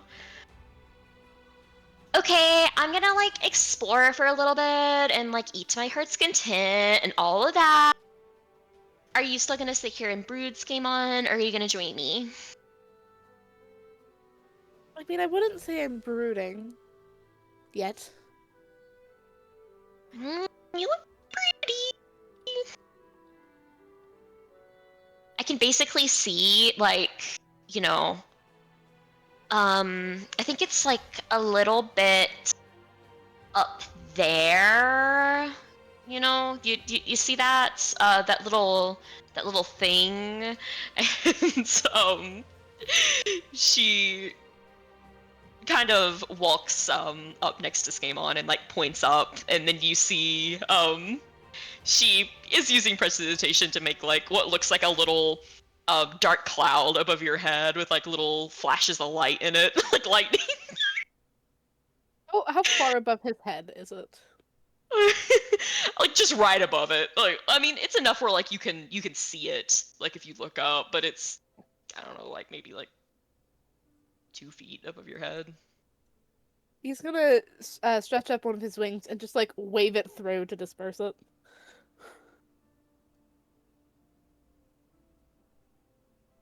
I'm not sure if that really, if that does disperse it, she just immediately puts it back. It probably wouldn't, no. Oh. Damn. Yeah, it looks like your negative auras, went ahead and summoned that. Guess you'll have to deal with it. Unless you want to try out, I don't know, a sunny disposition for once. Now, Skaaymon, don't get me wrong, I like my men edgy, but I like my men edgy in a way that's not like, ooh, I'm so sad, I'm so down in the dumps all the time, you know what I mean? I like the kind of edgy that's quite like... pissed off. There's a bit of a difference between sad and attempting not to be rageful. Well, I'm just saying, if you go get a bite to eat with me, you might start feeling a little better. You're looking a little hangry.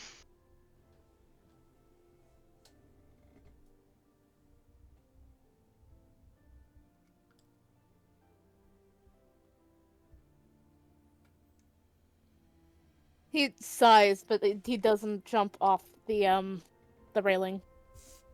Onto the deck, not off the ship itself. He's had enough. That was the last straw. No, he does jump back onto the... Telling you something that already. He does jump back onto the the deck and we'll walk over to you. All right. That's what I thought. Okay, so,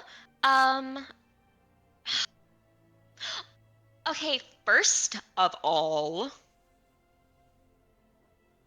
I was promised an itinerary, and I have actually not seen our itinerary yet, so we need to get that situated first of all. Then we need to be treated to a meal, and then I want to go by this gift shop. We definitely need souvenirs.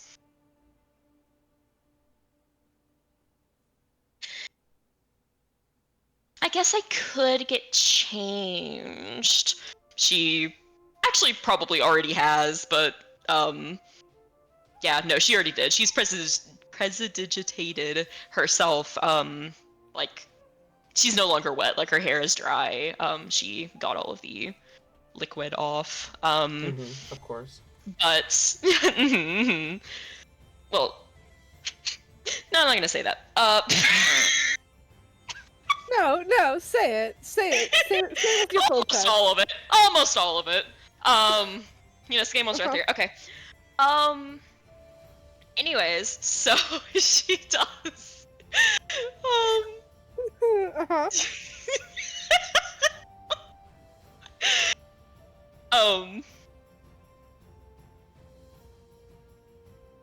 God damn it. Why did I make Whimsy like this? Okay, yeah, so she very notably, doesn't seem very keen on changing during this, though, as she immediately starts walking off. If she sees any servant of any sorts, any staff member, she's gonna approach them. Okay. Other than the one we're right next to. Are you If they're still ignoring there, I guess, yeah. Scottsia? Oh, they're still there. Oh, okay, then no. She she immediately looks over. I forgot you were there. I was trying not to look. Okay, so what's the itinerary? I was promised that.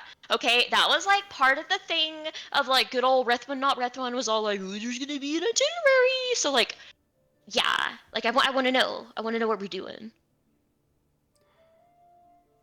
Reth'Win promised an itinerary. He did. Of course he would You make mentioned it such a earlier. foolish. Well, our first destination is the island of Daenmar, where we will visit both the city of Daenmar and the town of Sonaria. Beyond that, decisions have yet to be made. Plans change too frequently with us to set an itinerary that gives us more than the first destination or two. Likely, we will head to Night Owl and the Seria Island. But who knows?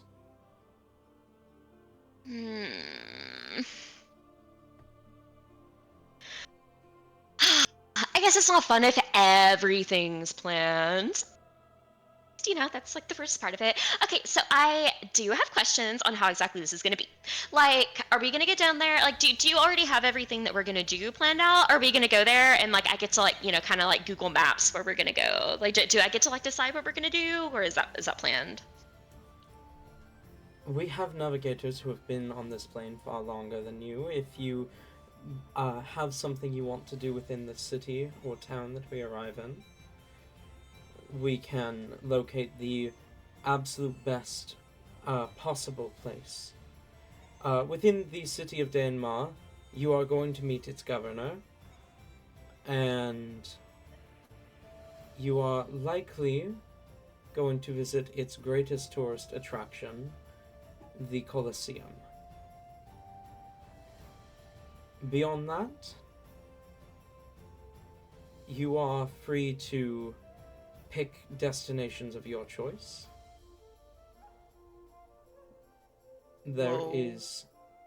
Daenmar is fairly popular for its food, and I would recommend eating while we are there.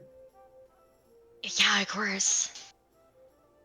And if either of you have any interest in any sort of sports, Daenmar is the sort of hub for that. I don't really do sports, but is killing people a sport? Hunting is a sport. Hunting people. Dignified than a sport. Unfortunately, for some reason, Insult. these people insist on not dying. When Oh my possible. goodness, that's stupid. Oh, that's dumb. I sometimes forget that death is permanent for them.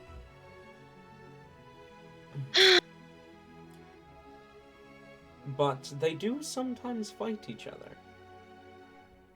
Okay, yeah. Let's go like right back around to that Colosseum. Is this a fight to the death? Please tell me it's a fight to the death. Again, death is far more permanent for them, and unfortunately, they do like to try to avoid it. Oh my gosh, that's so lame. Oh. Okay, well, like, are the Colosseums full of hot, sweaty men at least? Oh, right. Gender is a... I believe so. I suppose it depends on your definition of hot. Though, if you're going by a traditional definition, then yes. Though it would include people of all genders. Well, I typically just tend to ignore the women and, act like they don't exist. You didn't act like I didn't exist when I was a woman. It was kind of hard to. I mean, okay, yeah, like, they're still there to, like, talk to or whatever, and I mean, I guess they can be, like, entourage or, like, friend material, but, to be honest, the biggest, like, men over friends, am I right? I'm right.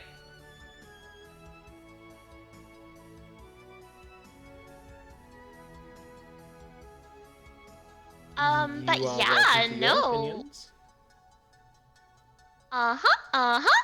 And my opinions are the only ones that matter. Okay, so yeah, definitely want to go to the Coliseum. Definitely want to do that. I've always kind of wanted to, like, be in a Coliseum just so I could kill people, but if there's a no killing rule, then I'm not interested. That's lame. So I'll just watch other people do something or another and stab each other, and hopefully there's at least some blood and gore, You see... can both of you roll me insight? Oh boy. Something I'm moderately good at. Hey, that didn't fail. Hopefully. That's a 21 for me. It's a 22 for me.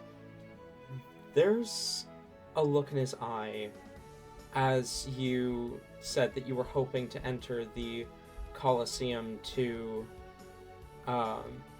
kill people. Something that almost seems like he has more information regarding that. Oh, okay, alright. She, probably, I don't even know what I was, like, mid-sentence saying as Whimsy, but probably, something lewd and horrible.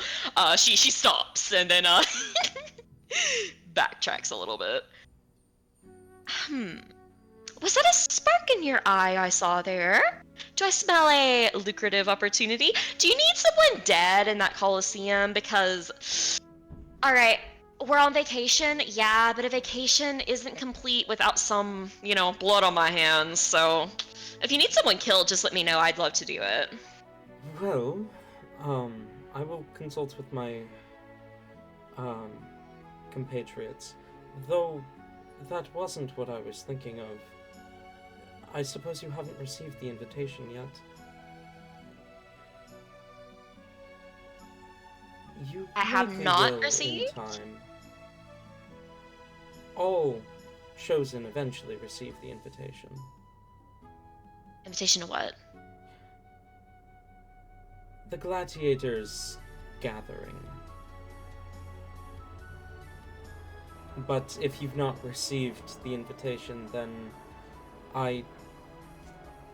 there's a fucking airplane flying right over my house. Is it an airplane or is it a helicopter? It might have been a helicopter. It's Anyway. a helicopter. I know, because I can hear it too. Though, I suppose it will either take some time before the gladiator realizes you exist, or you aren't fully chosen yet. Either way, you'll receive your invitation eventually. Wait. So is this like an arena for, like, chosen to go in and kill each other? Like, what is it? I'm sorry. Any further information regarding it is classified and exclusive to those who have received invitations. Okay, fine. But I'm probably right. Like, I'm probably right. I'm right about everything. I suppose you will see in due But, I believe there is an enemy of that which has names who is meant to be participating within the Colosseum. If you are interested, we may ask you to take them out. Yeah, I'm interested. I don't really. Well, okay. What do they look like? I'm probably still interested, but I'm just kind of curious. There's a long pause, as Scottsia seems to focus, and you see his body kind of shift. He becomes slimmer, and his skin becomes pale. His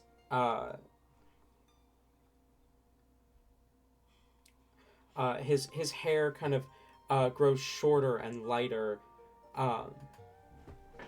until you see a red-haired, winged woman standing before you.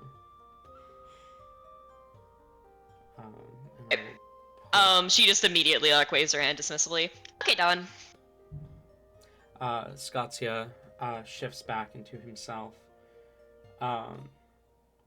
as he smiles and says, "Wonderful. No conflict, then, within you." No, they're not a hot dude. I mean, even if they were, I'd probably still do it as long as I could keep the body, but, you know. And if you couldn't keep the body? Would it not be enough to be... It would. I would be killing them. I mean, there are a lot of hot people. There are a lot of hot men out there, so... Yeah, I'd probably still kill them. Would it not be enough to get involved in the intimacy of fighting one another? Getting sweaty with one another? Does that not sate your carnal desires? It starts, like, I assume we're kind of walking, right? Or are we still standing there? It's up to Whimsy. Actually, no, she's hungry. She probably would have, waved them along to kind of follow along as we head to wherever the food is. So, yeah, they're probably walking. Skaaymon is walking kind of a bit behind, and he just starts, full out snickering behind them. You turn, you see him, covering his mouth.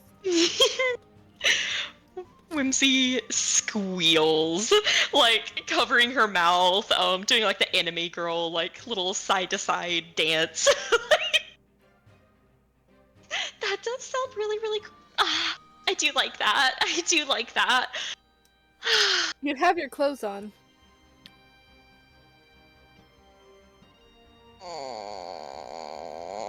I never said it was better than, getting laid, but...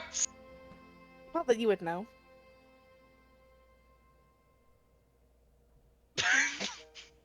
She turns and, fucking glares at him. Well, I will soon, Skaaymon, and I absolutely assure you that whoever has the honor, prime, absolute honor of deflowering yours truly is definitely better than whoever did you, so. If you survive that long. Have you not been listening? I can't die, so I think really I haven't. will. Most of the things that these people say just kind of doesn't even go in one ear enough to go out the other. It kind of just disperses before it reaches my brain. Well, that's pretty silly of you. No, I just don't care about what they have to say. Anyways. Okay. Anyways, I was so totally told, perhaps even, I guess it wasn't a promise, but, I was told by the forgetful little dude that the food choices here were Quite expensive, all across yes. the realm. Wait, whoa. Reth'Win, not Reth'Win, also said that this would be a fully funded vacation. Yes. Oh, okay, then we're good. As long as I don't have to pay for it. I said expensive, not expensive. Okay. Yeah, I mean, we're not that I'm running low on money or anything. I'm loaded, but Though I should clarify, the gift shop is not included in fully funded. Anything you purchase there or within the cities would be of your own wealth. But the food, the rooms, and the travel is all paid for by the unending developer and his servants. I mean, I guess I heard gift shop and I mean, it really wouldn't be like a gift shop if you weren't paying for it. So, whatever. Yeah, that slides.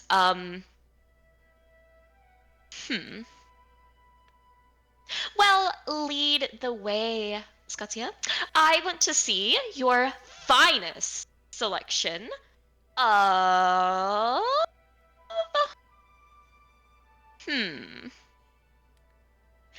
She is doing her absolute best here to try to rope Skaaymon in somehow and make him stop pouting. I want your best selection of Shadowfell food. He kind of once again chuckles. More of a like a sneer kind of snicker, but I will forward the order to the chef. And I'm sure you saw me at the buffet table, but I don't think you really realize I am a glutton. I am a growing, developing, I am unending, developing, my everything. So yeah, don't go light on it, all right? I want the extra large portions, not one more extra. One time my servant fucked that up and gave me one more extra worth of food, and that didn't go well for him. Only that many extras. Not one more, not one less. You see Scottsia just kind of looks at you and says, I will tell the chef to make a selection. Good.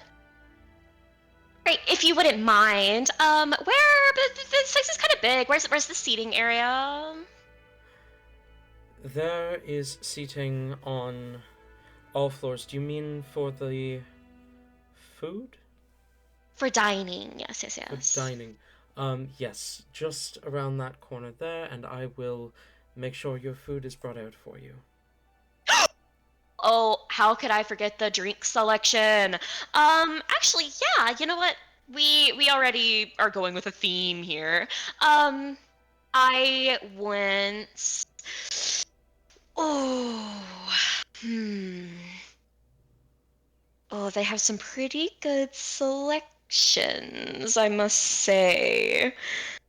What was the most interesting one in the books?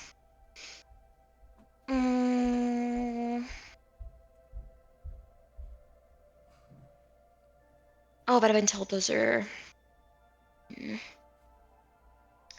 aren't realistic. Okay, Skaaymon, you're apparently an expert or whatever. Vampires love wine. What's their favorite one? how the fuck would I know? The vampire? Once again, the vampire thing. How would I know that? But you're from the Shadowfell, and they're from the Shadowfell. Taste is subjective to each personal... Oh my goodness gracious. You are... Okay, enough of you. In the books... You asked me a question. How would I know that? I am not a vampire. I don't know what they like. Yeah, but you should know what they like. How would I know what they like? They make up so little of our population nowadays. It was 20%. That's still side. How have you not met someone when they're 20% of the population? That's pretty freaking sizable. Because most of the time they hide. Why Or are they they stick to hiding? What do certain they have to areas. hide from? There's no sun? People still don't like them and want to kill them. What the fuck? There's also You're quite a telling me few they don't just have creepy-ass orgies cults. on the streets? No. No one does that. Okay, that's a Yeah, lie. some People people do that. Yeah, they do. No, Yeah, they do do. that. They But absolutely do. there's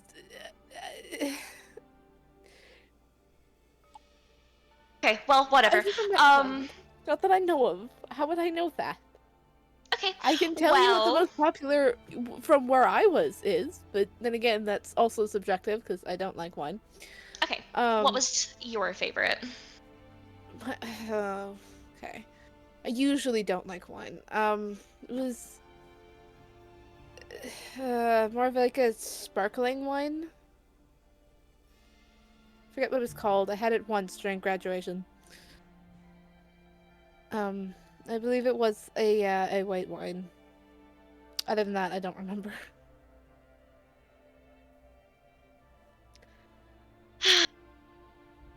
Okay. Well, in my favorite book of all time, that one time I was turned into a vampire and joined a harem. Yes, we are aware of that. At least I'm aware of that now. Yes. Oh, yes. You're gonna be around me. You're gonna be around me, Scottsia. So I need you to know that that's my favorite book of all time. Have you read it? I am not much for reading. Ugh. Whew. Sad. Anyways, the main character, the person who owns the harem in that book, Owns? yeah, they're really hot. They're really hot. They're like top up there. Yeah, and they had a favorite wine. They were like a little fond of puns. So it was the Vintner's Best, is what it was called. I always thought that was really cute. I believe that's a real wine company. That may have been product placement. Is it? Yeah, for yeah, Skaaymon, no, is it? that's a, like the equivalent of Pepsi within, or not Pepsi, but like it's that well known of a company within the Shadowfell. Are you okay there, Tori? You seem to be dying. You alright?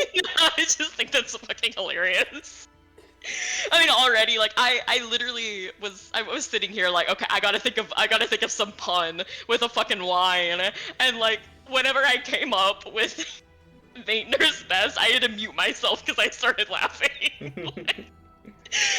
Okay. Anyways, she gives up a bewildered look. Wait, this is a thing? Yes, it's a thing. They're a company. They produce many kinds of wine. Yeah. Wait, Skaaymon, you've had it? Yes. It's like one of the more popular companies. If you're talking one I about was mentioning earlier. If you're talking about their white wine, it may be the Ghost Fruit wine. It was red wine. Because it's supposed to be like blood, but it's not really. But it was. He laced it with blood. The bloodberry wine, then. Probably that. Oh, can you do it like in the book and like put some virgin blood in there? The only virgin is probably you on this ship. Kind of shifting his attention now to you, Skaaymon. You know that just means unsacrificed, right? The blood of someone whose blood has sense. not been offered before. Okay, never mind. Probably not you then, considering the shit you do. Wait, what do you mean? Wait, is that term like for vampires different than it is for like, people? Virgin blood in terms of virgin in terms of any form of blood or sacrifice simply refers to something that has not been sacrificed or given prior. Well, isn't that like everyone? Because if they've been sacrificed, they'd be dead. Not in terms of blood. You can willingly sacrifice your blood without I mean, dying. yeah, okay, yeah, okay. I would imagine your novel would include examples of such. Yeah, those are like the best parts of it, but like, oh. Well, okay, no, I've never let anyone drink my blood before. Have you ever offered it to any higher power?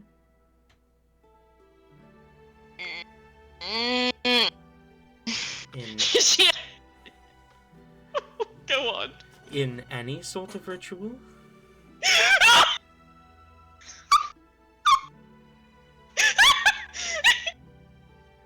Are you okay?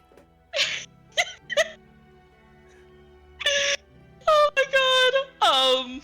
She has to really think about that.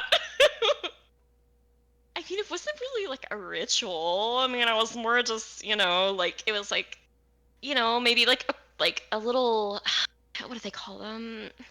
Okay, it wasn't in my best of moments, all right? It was in my moments of weakness. I might have like, sent a little few like prayers out there to like, like just like, oh my god, some hot guy, please like come and suck my blood. That'd be really cool. But I mean, no one actually like came, all right? So it doesn't even count. But did you give your blood in that offering? And no, I'm not gonna give my blood. They're gonna have to take it. Willingly take it, but they're gonna have to bite me. Like, come on. What am I gonna like? What, you think I'm gonna fill a like glass with my blood? No, I want them to bite me. Then you bear virgin blood. Hopefully not for longer. Okay, well this wouldn't like, I wouldn't like, if I put my own blood in this, I wouldn't be a virgin. I wouldn't. Not. It doesn't work like that. It was just the topic of discussion. You were okay. Well, I wasn't like joking about it. Like I actually do want virgin blood in there. Unfortunately, the only one who may be able to offer virgin blood upon this airship would be you or Skaaymon. Oh, is a blood offering like part of your deal with your person or something? Many patrons ask for blood sacrifices. For what? Like you give them your blood? Why do they need that? It is a sign of loyalty, of dedication, devotion. Yes, blood that regenerates at some point. Yeah, I was about to say, that's like, yeah. Devotion. Something that can be easily replaced is devotion. Yeah, that like, makes sense. You regenerate that, like in a heartbeat. Like, you have no idea, like, yeah. Like, those girls would lose gallons of blood a day, and, like, they'd be fine the next day. That is incredibly unrealistic. Gallons? Yeah, that one is unrealistic, Whimsy, but...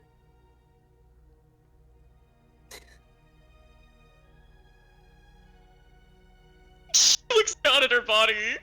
Wait, how much blood does someone have in their body? Is it not... Surely it's like a gallon at least. If they're losing gallons of blood every day, then they would be just dry of blood after the first. Yeah, well... Depending on race, the typical mortal body contains about 4 to 6 liters of blood. Is that a gallon?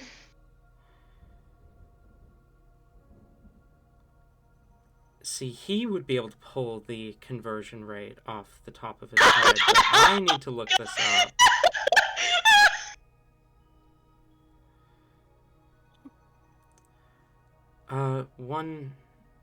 It's about a gallon and a half, if it's 6 liters. Okay. Maybe they slipped an extra S on there or something, but, I mean, come on, have you seen what healing magic can do? Like, you're basically dead and then you're just fine, alright? Like, it's instant, so... I don't think it's that unrealistic. Have you seen healing magic in work? There is a reason that non-magical healing is still preferred in many hospitals.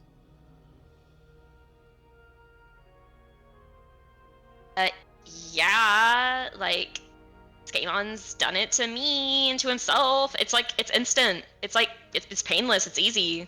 Why would anyone not, why would they not do that? It's enough to It's patch... incredibly energy consuming. It's enough to patch up wounds, but it is not... It takes a lot of powerful magic to recreate blood, or to cure infection, or to... Reattach arms. That's honestly among the easier things to do with magic. Still pretty tricky. Yes, but the point is, there are a lot of things that non-magical healing does a lot better, including restoring your blood.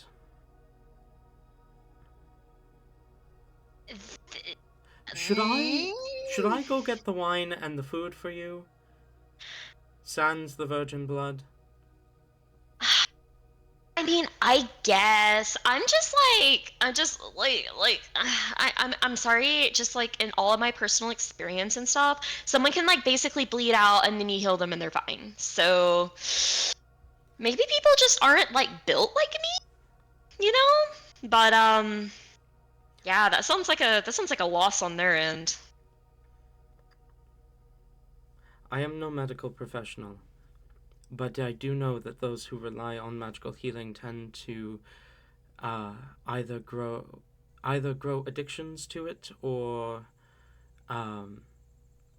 develop health conditions later in life. As he turns around and begins to walk towards the kitchen. Actually, a thing in your not all my characters being like, all right, I'm at 1 HP, I'm gonna heal myself. So, okay, it's to be clear, just to pull back the curtain a little bit, he's not wrong, but there's a lot more nuance to it. Now, it is common for adventurers who travel with dedicated healers to develop these addictions to magical healing. More so in the sense that their body just stops healing itself as much because it is used to receiving that external healing. Though that takes a very long time to develop. It doesn't just happen overnight.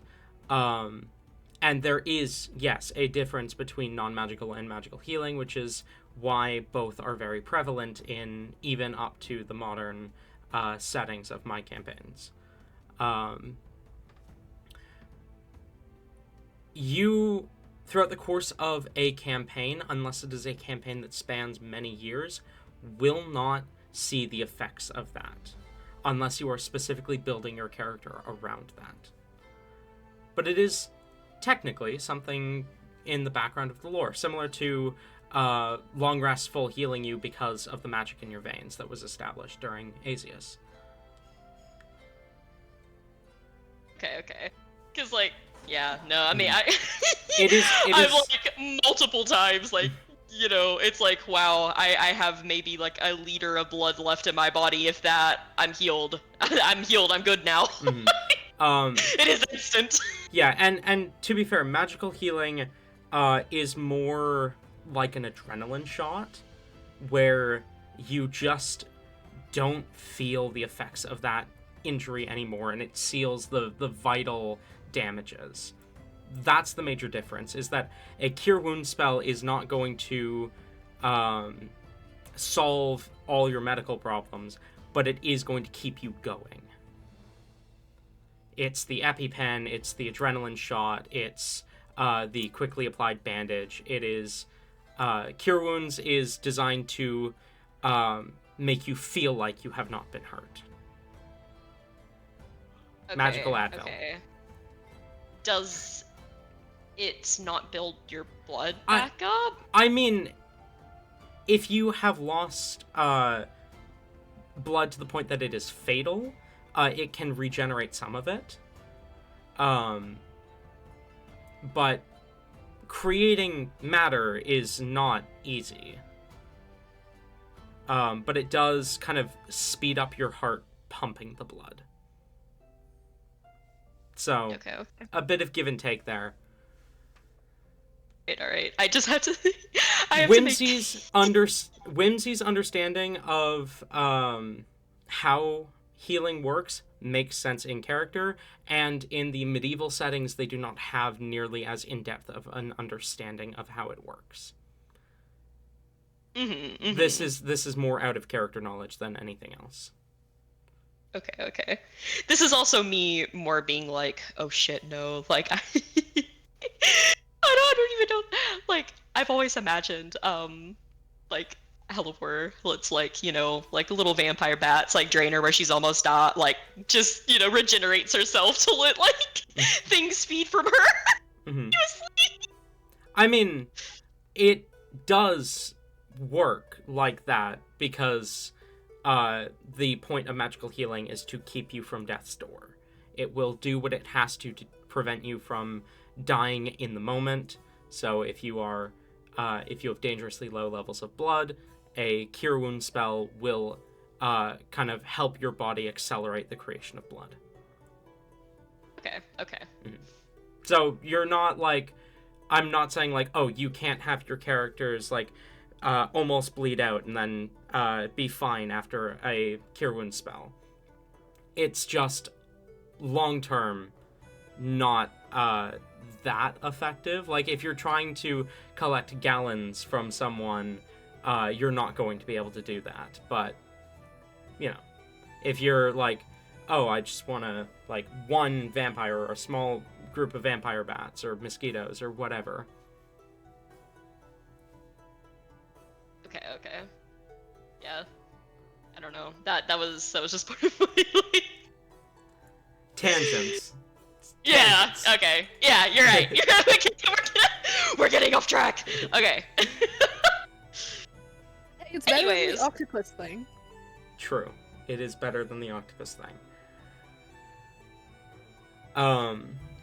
Which was a tangent last Sunday, or the Sunday before? Sunday before. Nope, Sunday prior. Well, technically this session before, because there was a week in between. Point is, you guys find a place to sit. And a bottle of wine and a couple of wine glasses is brought out for you shortly after you find a seat. As Scottsia says, the chef is just preparing the food now. It'll be ready shortly. Would you rather I bring it out all at once or as it's finished? I'm gonna look to Whimsy to answer. He doesn't really care.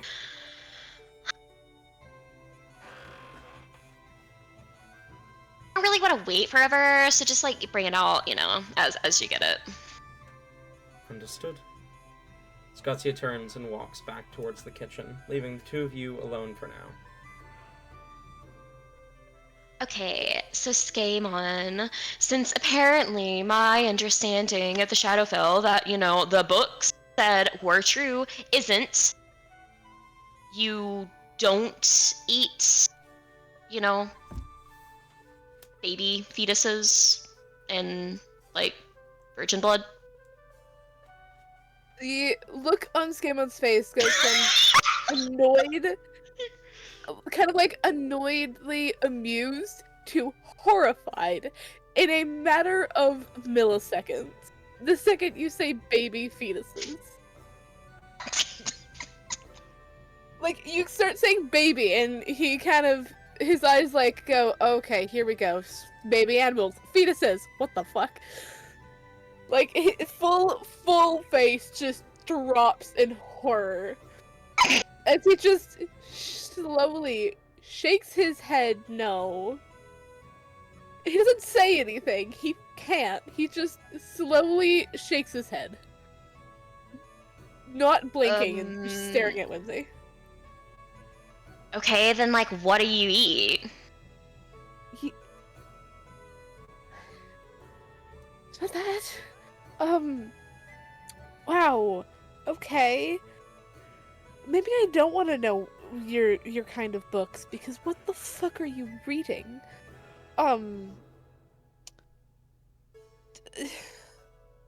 There's... Hold on, I need a minute. Okay, generally that's not a huge part of like the romance books or anything. Like they don't really go into detail. It's just an aside. Like, yeah, that's the like diet of an average Shadowfell citizen is that. Not... It's very not, actually. I mean, most of the time it's like normal food for normal people. Okay, well, what constitutes normal food to you? I- like, I mean, is there a difference of like cows? Talon, are there cows? Do we have beef in the Shadowfell? Yeah, you have farm animals. Okay, do we have like mostly normal farm animals? I mean, they're a lot That more probably... violent. Yeah.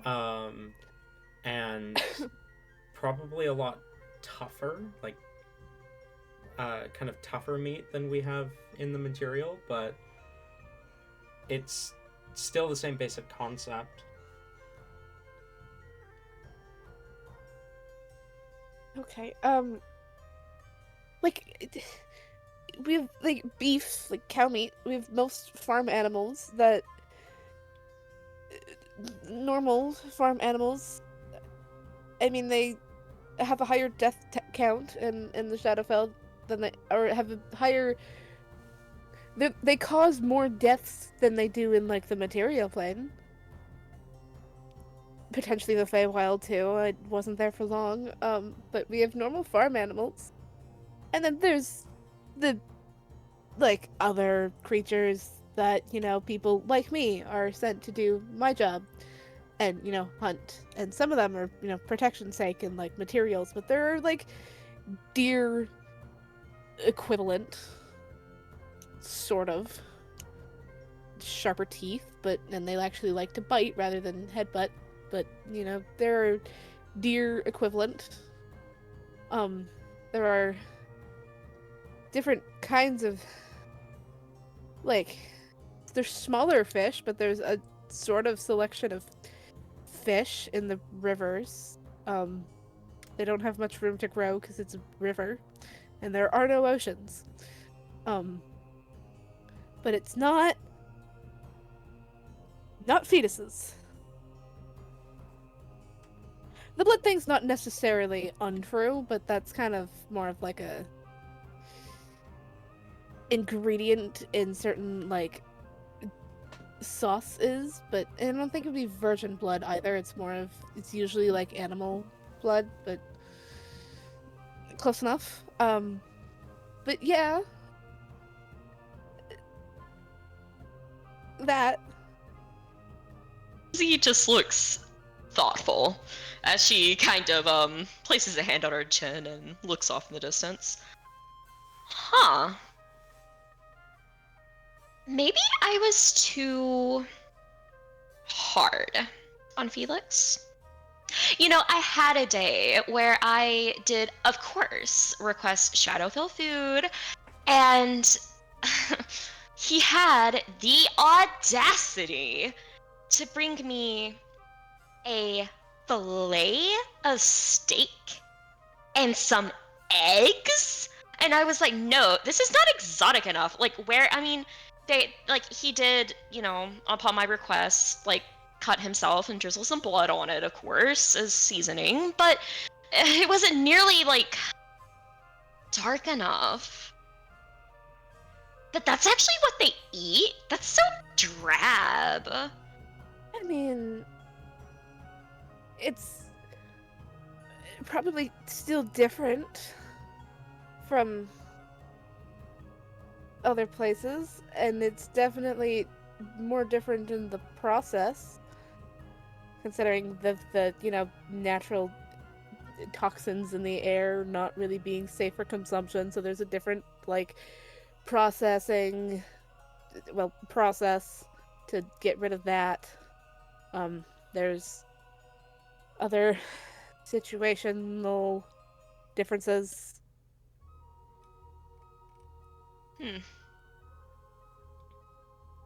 I mean, yeah, that's...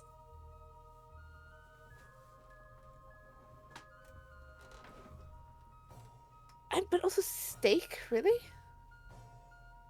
Yeah, it was steak. Which, I mean, he said it was like, like really exotic, like the highest end, because of course it was meat, like, very, very, like high-end, expensive, like best sourced, like cattle in the Shadowfell or whatever. But I mean, like, I don't know. I mean, the I most part eat of it fake being cows expensive all the is... time. The main part of that being expensive is most likely how uninterested people are in it, and so it doesn't get made often. I mean, what do you mean not interested? You just said that that's like what people eat. And there are other things to do with the same animals that isn't just steak, though. It's unimaginative. I mean, I guess, but like, a steak is a classic. Like, it's a classic for a reason. It's boring. Well, Skaaymon the imaginative, how do you normally eat your meat?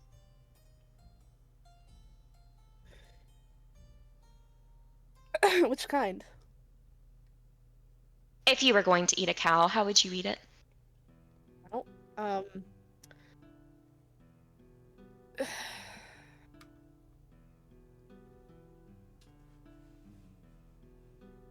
what are other things made of cow? Hold on. Let me just remember what food exists as.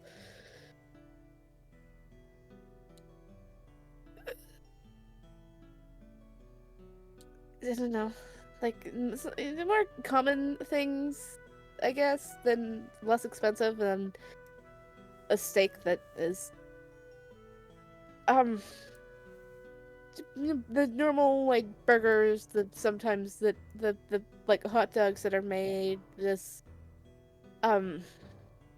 specific kind of like dish that I don't remember what it's called. That was like the main fancy one that was only brought out for like events, because it was like cooked, but like enough that it wasn't toxic, but it was almost raw meat still. And then you kind of put it on bread. You put stuff on top of it. I don't remember what it was called. Things like that. Huh. How is that more like, creative and out there than a steak? Because when you ask for a steak, you know what you're getting. You say steak and you already know basically what it looks like. Whoa, whoa, whoa, Mostly whoa, what it's gonna taste whoa. like. Whoa, whoa, whoa. There are so many different types of steaks. There's so many different cuts. Not in the Like, Shadowfell. It's not an overly common thing because it's difficult to process. They just kind of there, and there you go.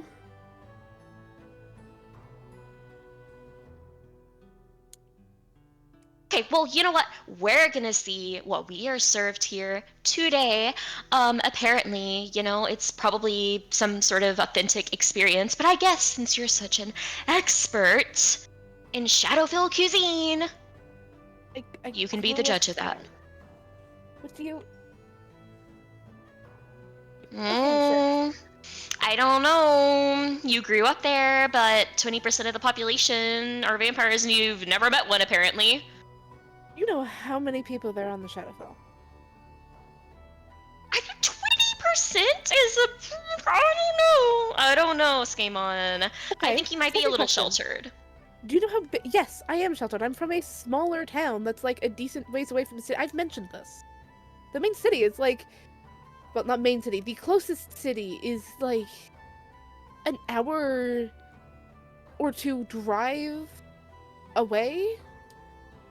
It's too much effort to go all the way over there when we're pretty much self-sustainable anyways, on our own, without them. So, like, yeah, consider me sheltered, fine, but I've yet to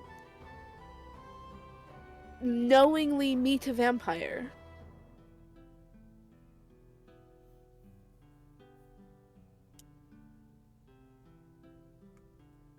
Knowingly. Knowingly, yes. There's a great chance that people have come through on travels and whatnot through the town, and I've spoken to them, and they were vampires, and I just didn't notice because I didn't notice. Deal with that. Like, surely at least in, like, you know, your studies or whatever, they have, like, is there a distribution? Are there, like, little blood distribution places? Or do they just have to hunt people? Like, how do they do that? Hey, Talon, how does that work? How does... What is the answer to Whimsy's question here?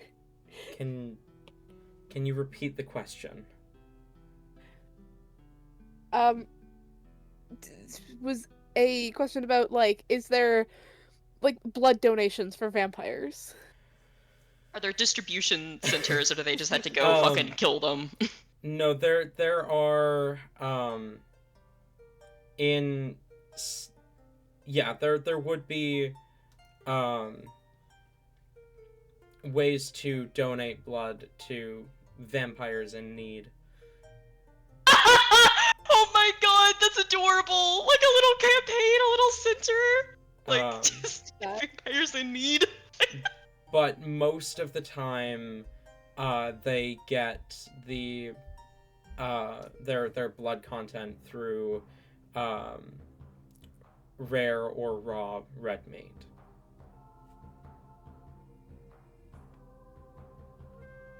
I mean, there's a couple. There's a few in the cities. Most of the time, they'll get it from, like, raw meat or just animals around in general. There are definitely some that could probably prey on people, but none that I know of nearby. I mean, how are they... I mean, I guess, like, raw meat works if it's, like, straight from a body and it's still, like, you know, soaked in blood or something, but, like, even, like, the bloodiest steaks ever, like, straight out of the corpse that I would request is still, like, it's not that bloody, actually. Like, there's a surprisingly low amount of blood content. Those poor vampires are starving! If only there were people who would happily give some. You're welcome to. Yeah, I would if I could.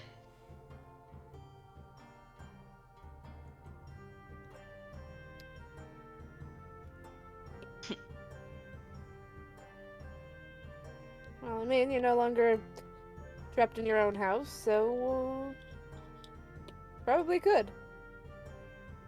Well, I've not come across any.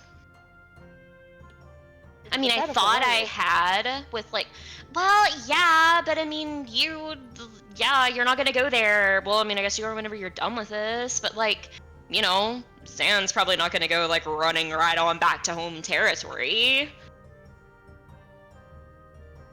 I mean, you're more than welcome to find your own way there. Leave me the fuck alone. Nah, no. Skaaymon, now more than ever, it's confirmed for me you would not last 2 seconds without me. Well, I guess you technically would because you can't die, but, you know. It'd happen a lot more often if I weren't around. Did I remind you of the last fight we were in where you were the one that went down first? You told me that you did right after me, and first of all, let me just say that if I had been of a lesser will, I could have strategically moved away, and likely we wouldn't have died at all, but I did not, because that would be admitting defeat. Instead, I laughed in the face of death because I knew I couldn't die, and I was right. And, you know, yeah, here we are.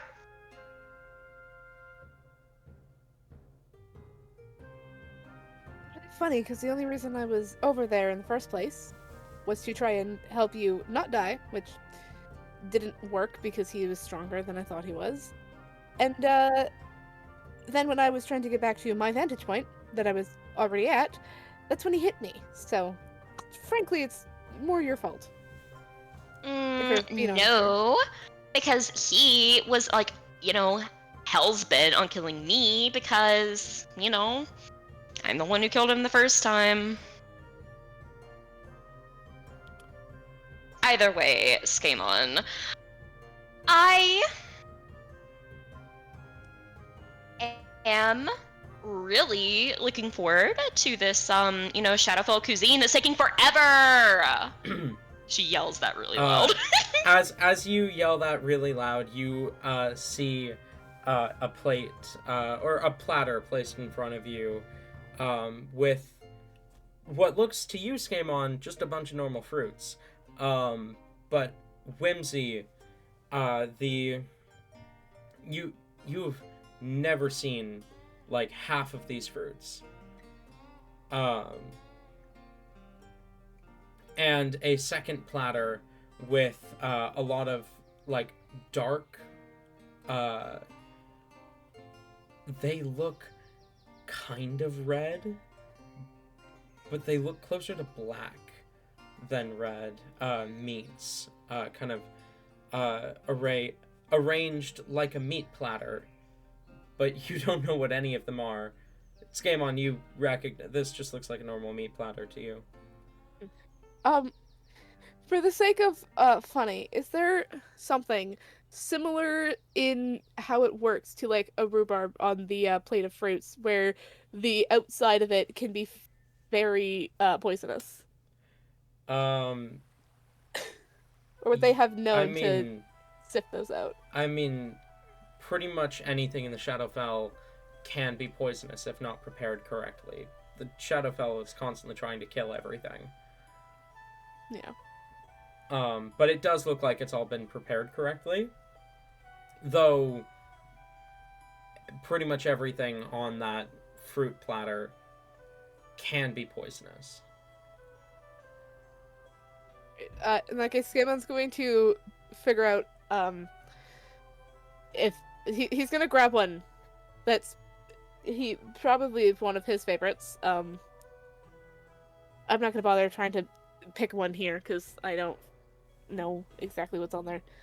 Is there one that's vaguely star-shaped? Can we say there's one that's star-shaped? Yeah. Okay, he grabs one that's he grabs like a star-shaped one.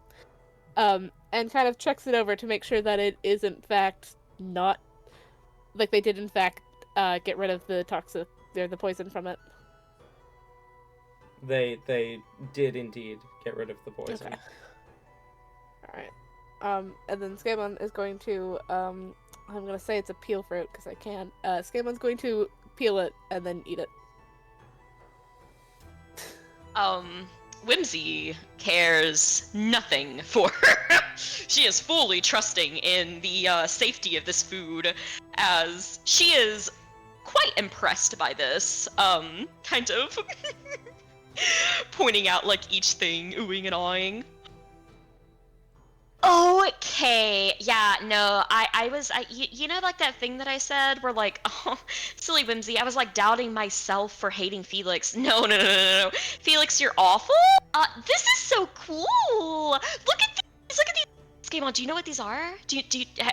Have you seen these before? Skaaymon, with his mouth full of fruit, just kind of looks at it and just kind of nods his head. Hey, don't eat all the star fruit equivalents. And she's gonna grab one and start digging in. Okay. You're gonna want to peel it. Its skin is not great. She doesn't it's peel like it. Orange. She doesn't peel it? No, she doesn't peel it. It's like an orange. Okay. The fruit in question is a citron, and the peel is very bitter. As you bite into it, it is a very citrusy taste, like almost like pure citrus. Tastes a lot fruitier than the black star-shaped fruit looks like it would taste. Huh. She definitely like scrunches up her face a little bit, but she's a goat. She'll eat paper. Just kind of she does spit the peel out though. Hey, Whimsy, can you just give me that for a second? Give me that for a second, please. Thank you. And he will peel it and hand it back to her. It was painful to watch. You're right, Skaaymon. I know that you're not a fan of helping me out, so I don't normally ask you to do those sorts of things, but I did forget. I've never seen an unpeeled fruit, I don't think. They always like pre-did everything for me. Oh, that's fair. Yeah, no, it's similar to how an orange peel kind of works. It doesn't taste good. Not like my this, oranges anyway. were already peeled. Yeah, that makes sense. It was painful to watch. Oh my goodness. Well, now you know. That these ones, as well as, and he'll point out to like a few others. These ones here, you need to kind of peel it. Those ones are fine, like how apples are, you just kind of bite them. That one is like a lemon level sour. Definitely better and like not to just eat, but you know.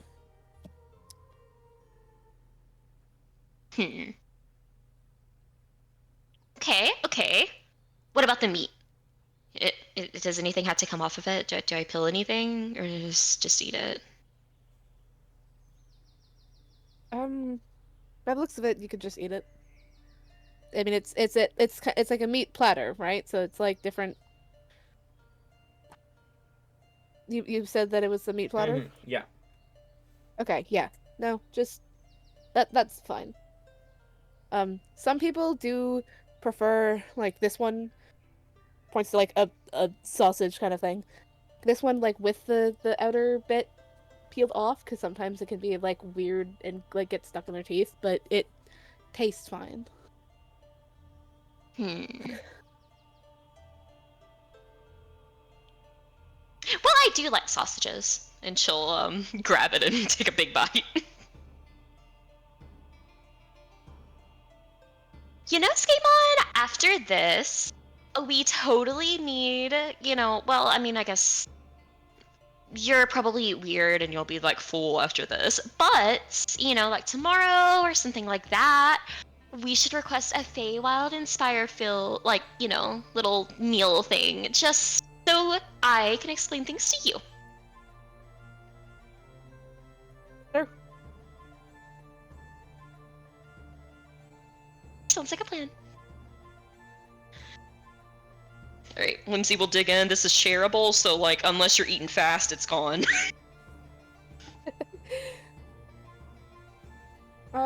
He kind of takes a few every now and then, but mostly just watches Whimsy. Fair enough.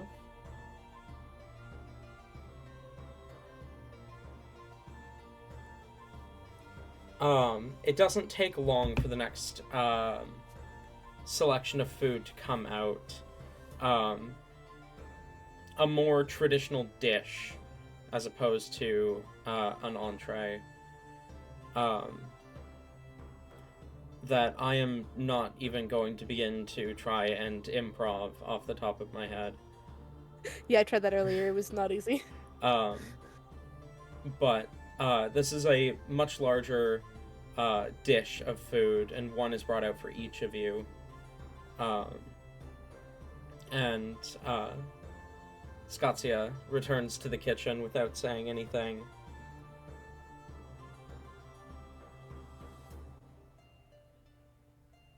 Hell yeah.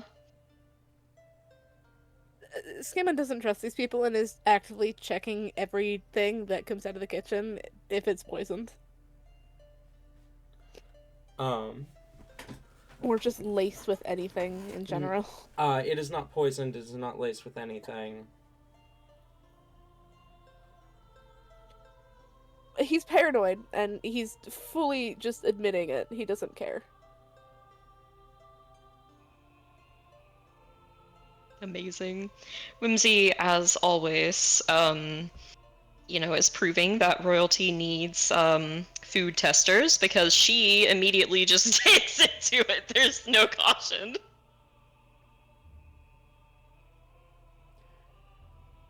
Fair enough.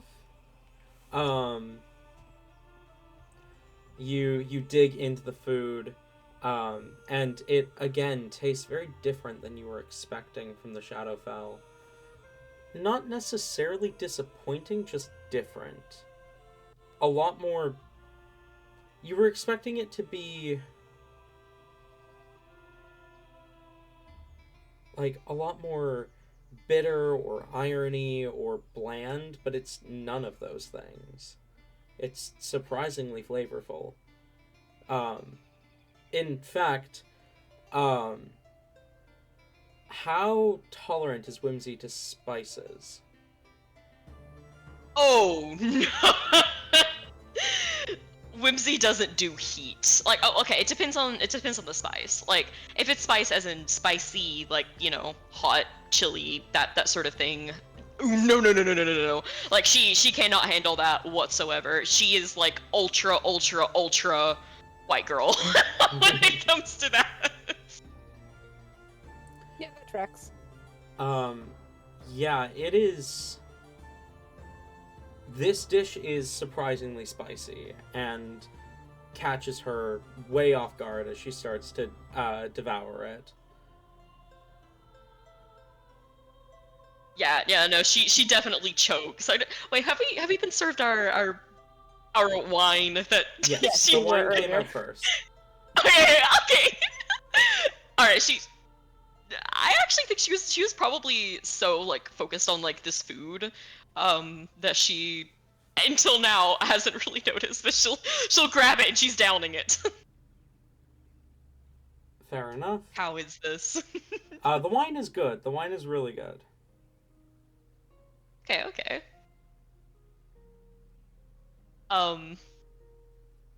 Yeah, no, she coughs a little bit.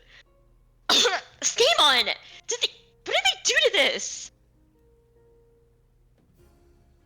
I don't know. It's quite mild, actually. But it should be. It's. They didn't spice it enough.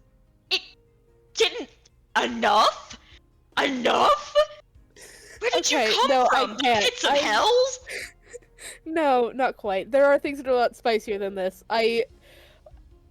Sorry, I saw your face, and I knew I could bug you a bit. This is pretty normal for this one, actually. We're just a little bit more tolerant, I guess, than you. Oh, it's so easy to mess with you sometimes. I mean, yeah, it's easy to mess with anyone if you, like, pour an entire pot of lava on... Oh my gosh. Oh, if you couldn't handle spice, you should have mentioned that earlier. It's going to get worse. This is not mild, but this is definitely on the lower end of it. Is there still some of Skaaymon's drink left? Probably. He didn't pour himself a drink. So. Oh, it's just a wine bottle. Okay. Because there were 2 glasses brought out, but it wasn't poured for us, I don't think. So Skaaymon didn't pour himself a glass. He kind of just left it there. So If it was brought out in a bottle, she wouldn't have poured. She would have just drunk it out of the. Like she doesn't pour herself a glass. That's fair. Oh my god, I love the. No, there's no way she didn't down this entire fucking bottle. There's no way. Like she starts like waving. I need something to drink. Something to drink. I'm choking. I need something to drink.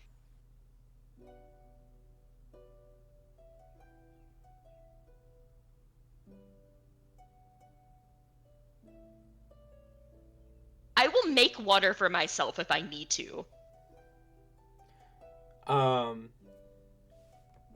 Sorry. You call this out, and immediately you see a couple members of staff begin to move towards the kitchen. And less than a minute later, a pitcher of water and a glass is brought out, and a glass of water is poured for you.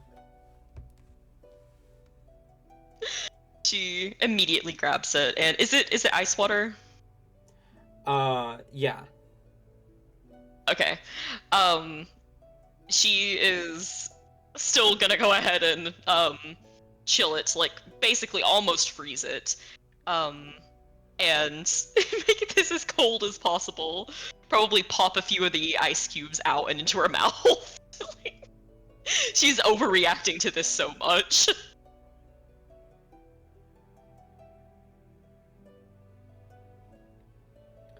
Fair enough.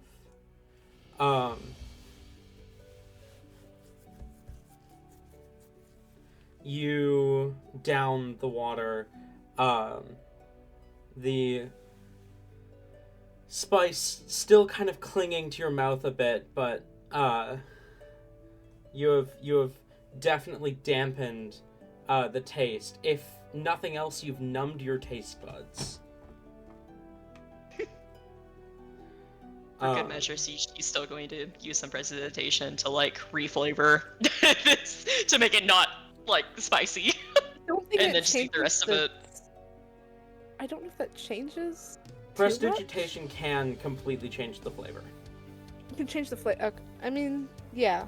No, it changes. Yep.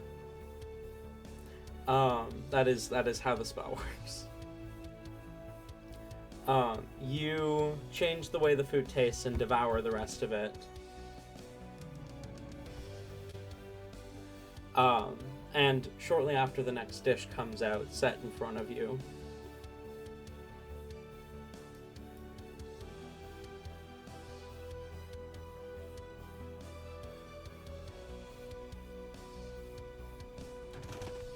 All right, she's gonna test that for spices and reapply the precipitation if she needs to. It is another burst of flavor, though this one is less spicy and more, like, just very sweet, almost? That's not quite the word I'm looking for. It's very flavor. Very flavor. Much umami. What? Much umami.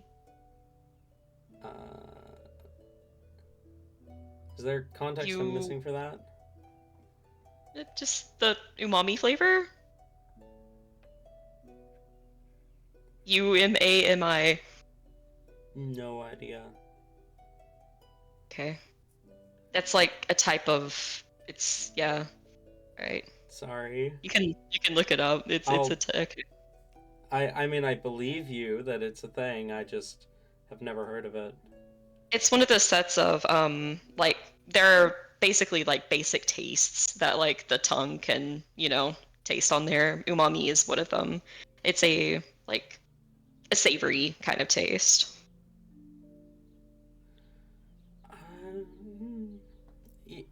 Point is, it's very flavor.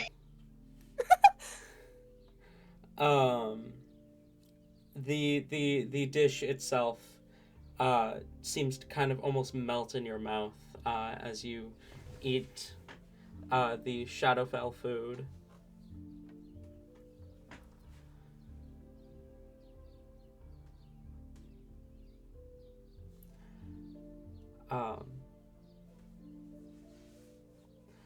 Over the course of probably the next hour, about 6 other dishes are brought out, each with their own unique tastes. Many with a lot of spices that need to be overridden with your magic. The food is nothing like what you expected it to be from the way the books are written. You expected blood in everything and bland flavors and like you expected like blood as the seasoning and the sauce and whatnot, and you didn't expect what you got.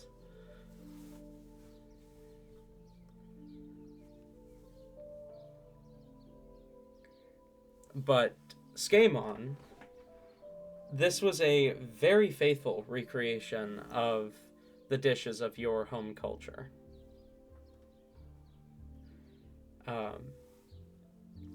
It didn't necessarily taste like your parents' cooking, but it definitely reminds you of eating at restaurants back home.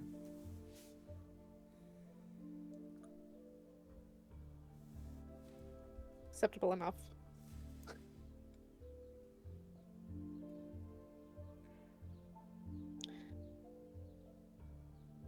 I think he's too busy most of the time laughing at Whimsy. When we're done, she'll do the classic lean back in the chair and slap her stomach. Whew, that was not what I expected. I don't feel like I had drunk nearly enough blood, but I still quite liked it.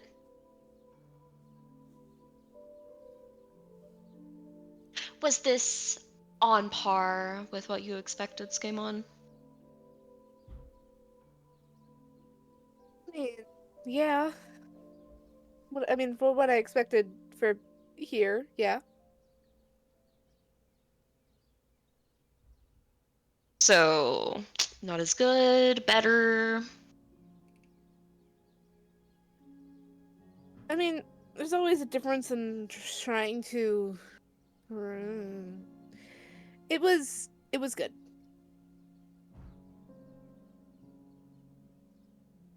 How descriptive?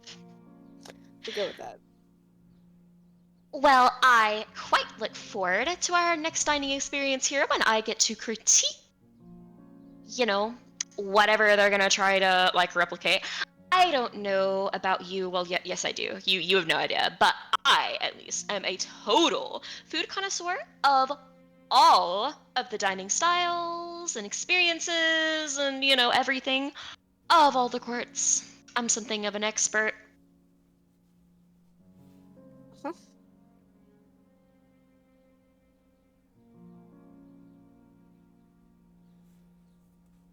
Well, I, at least, am really feeling... She dramatically, Slimy has been in her lap the entire time. She kind of, picks him up and shakes him a little bit. Slimy's feeling a little too heavy. Think we should do some shopping?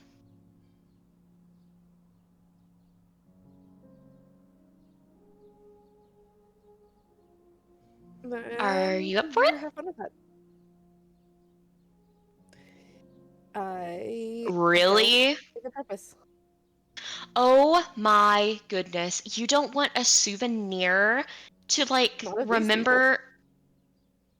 Well, it's not gonna be... I highly doubt we're gonna go in there and it's gonna be like, oh, look at this little mini figurine of the ending developer. It's so cute. No. It's probably gonna be, I don't know, classic tourist stuff, which is the best. Like they're probably gonna have little birds and like maybe like little clouds and like the snow globes. The little snow globes. I fucking love snow globes. Skaaymon. I had a little collection, like in my room.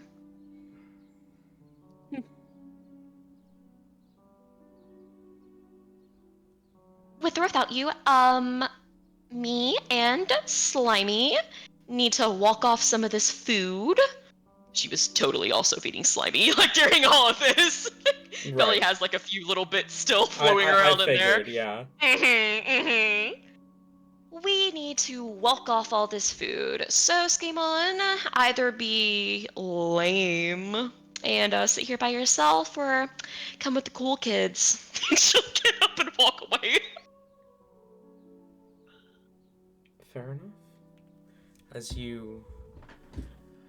As Whimsy walks off towards the gift shop and Skaaymon sits and thinks or does what Skaaymon does,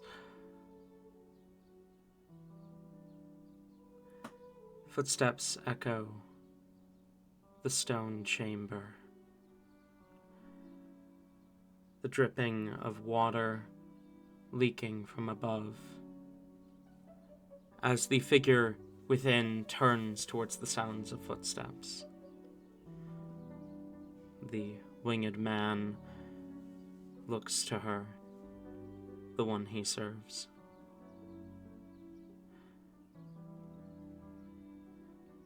They are on the vessel. Good. Have you thought about her offer? She wants to take my glory and calls it an offer? I've considered it. It could be very useful to have her on our side these coming days.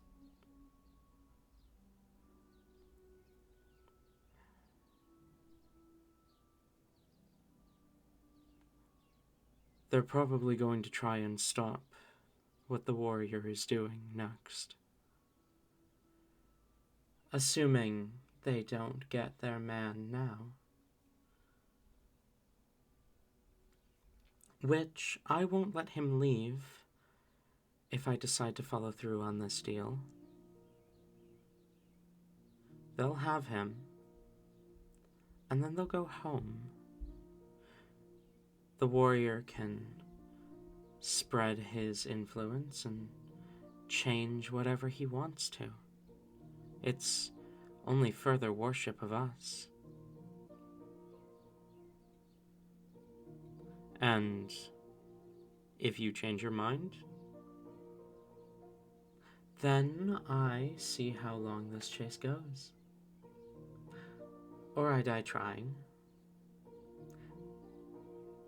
Either way, I'm very curious about their next steps.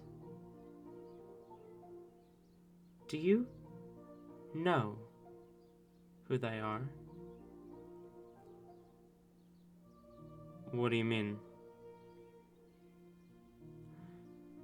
Clearly you don't.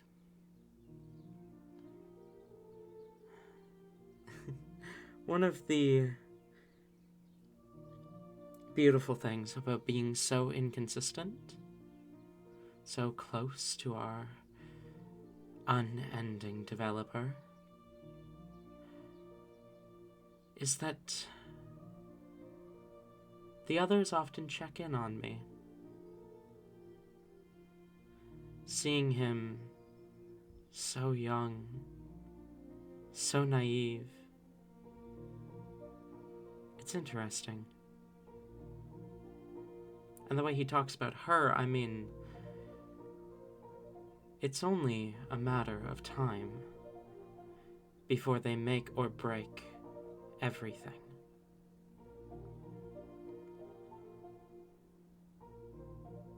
So whose side are we on?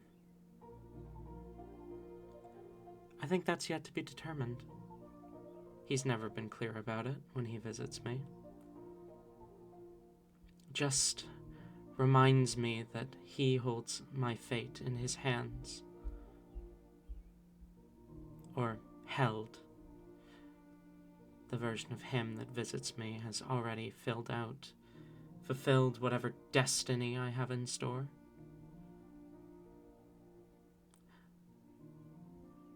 I'm going to continue to do as I do.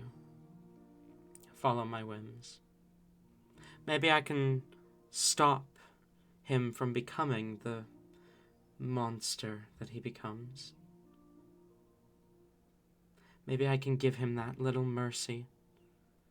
Let him die mortal. Or maybe I give him that last push he needs to give it all up. Give up his mortality, his humanity, and give her the motivation she needs to ascend, to become an avatar.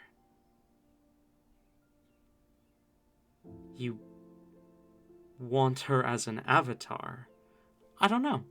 I don't know what I want. But I know that she has what it takes to become like me.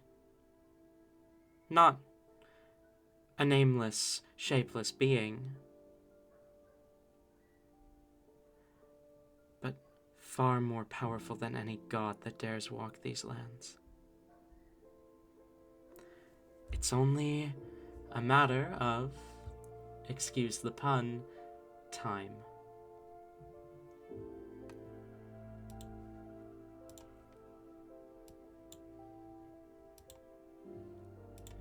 And that's where we end off for tonight.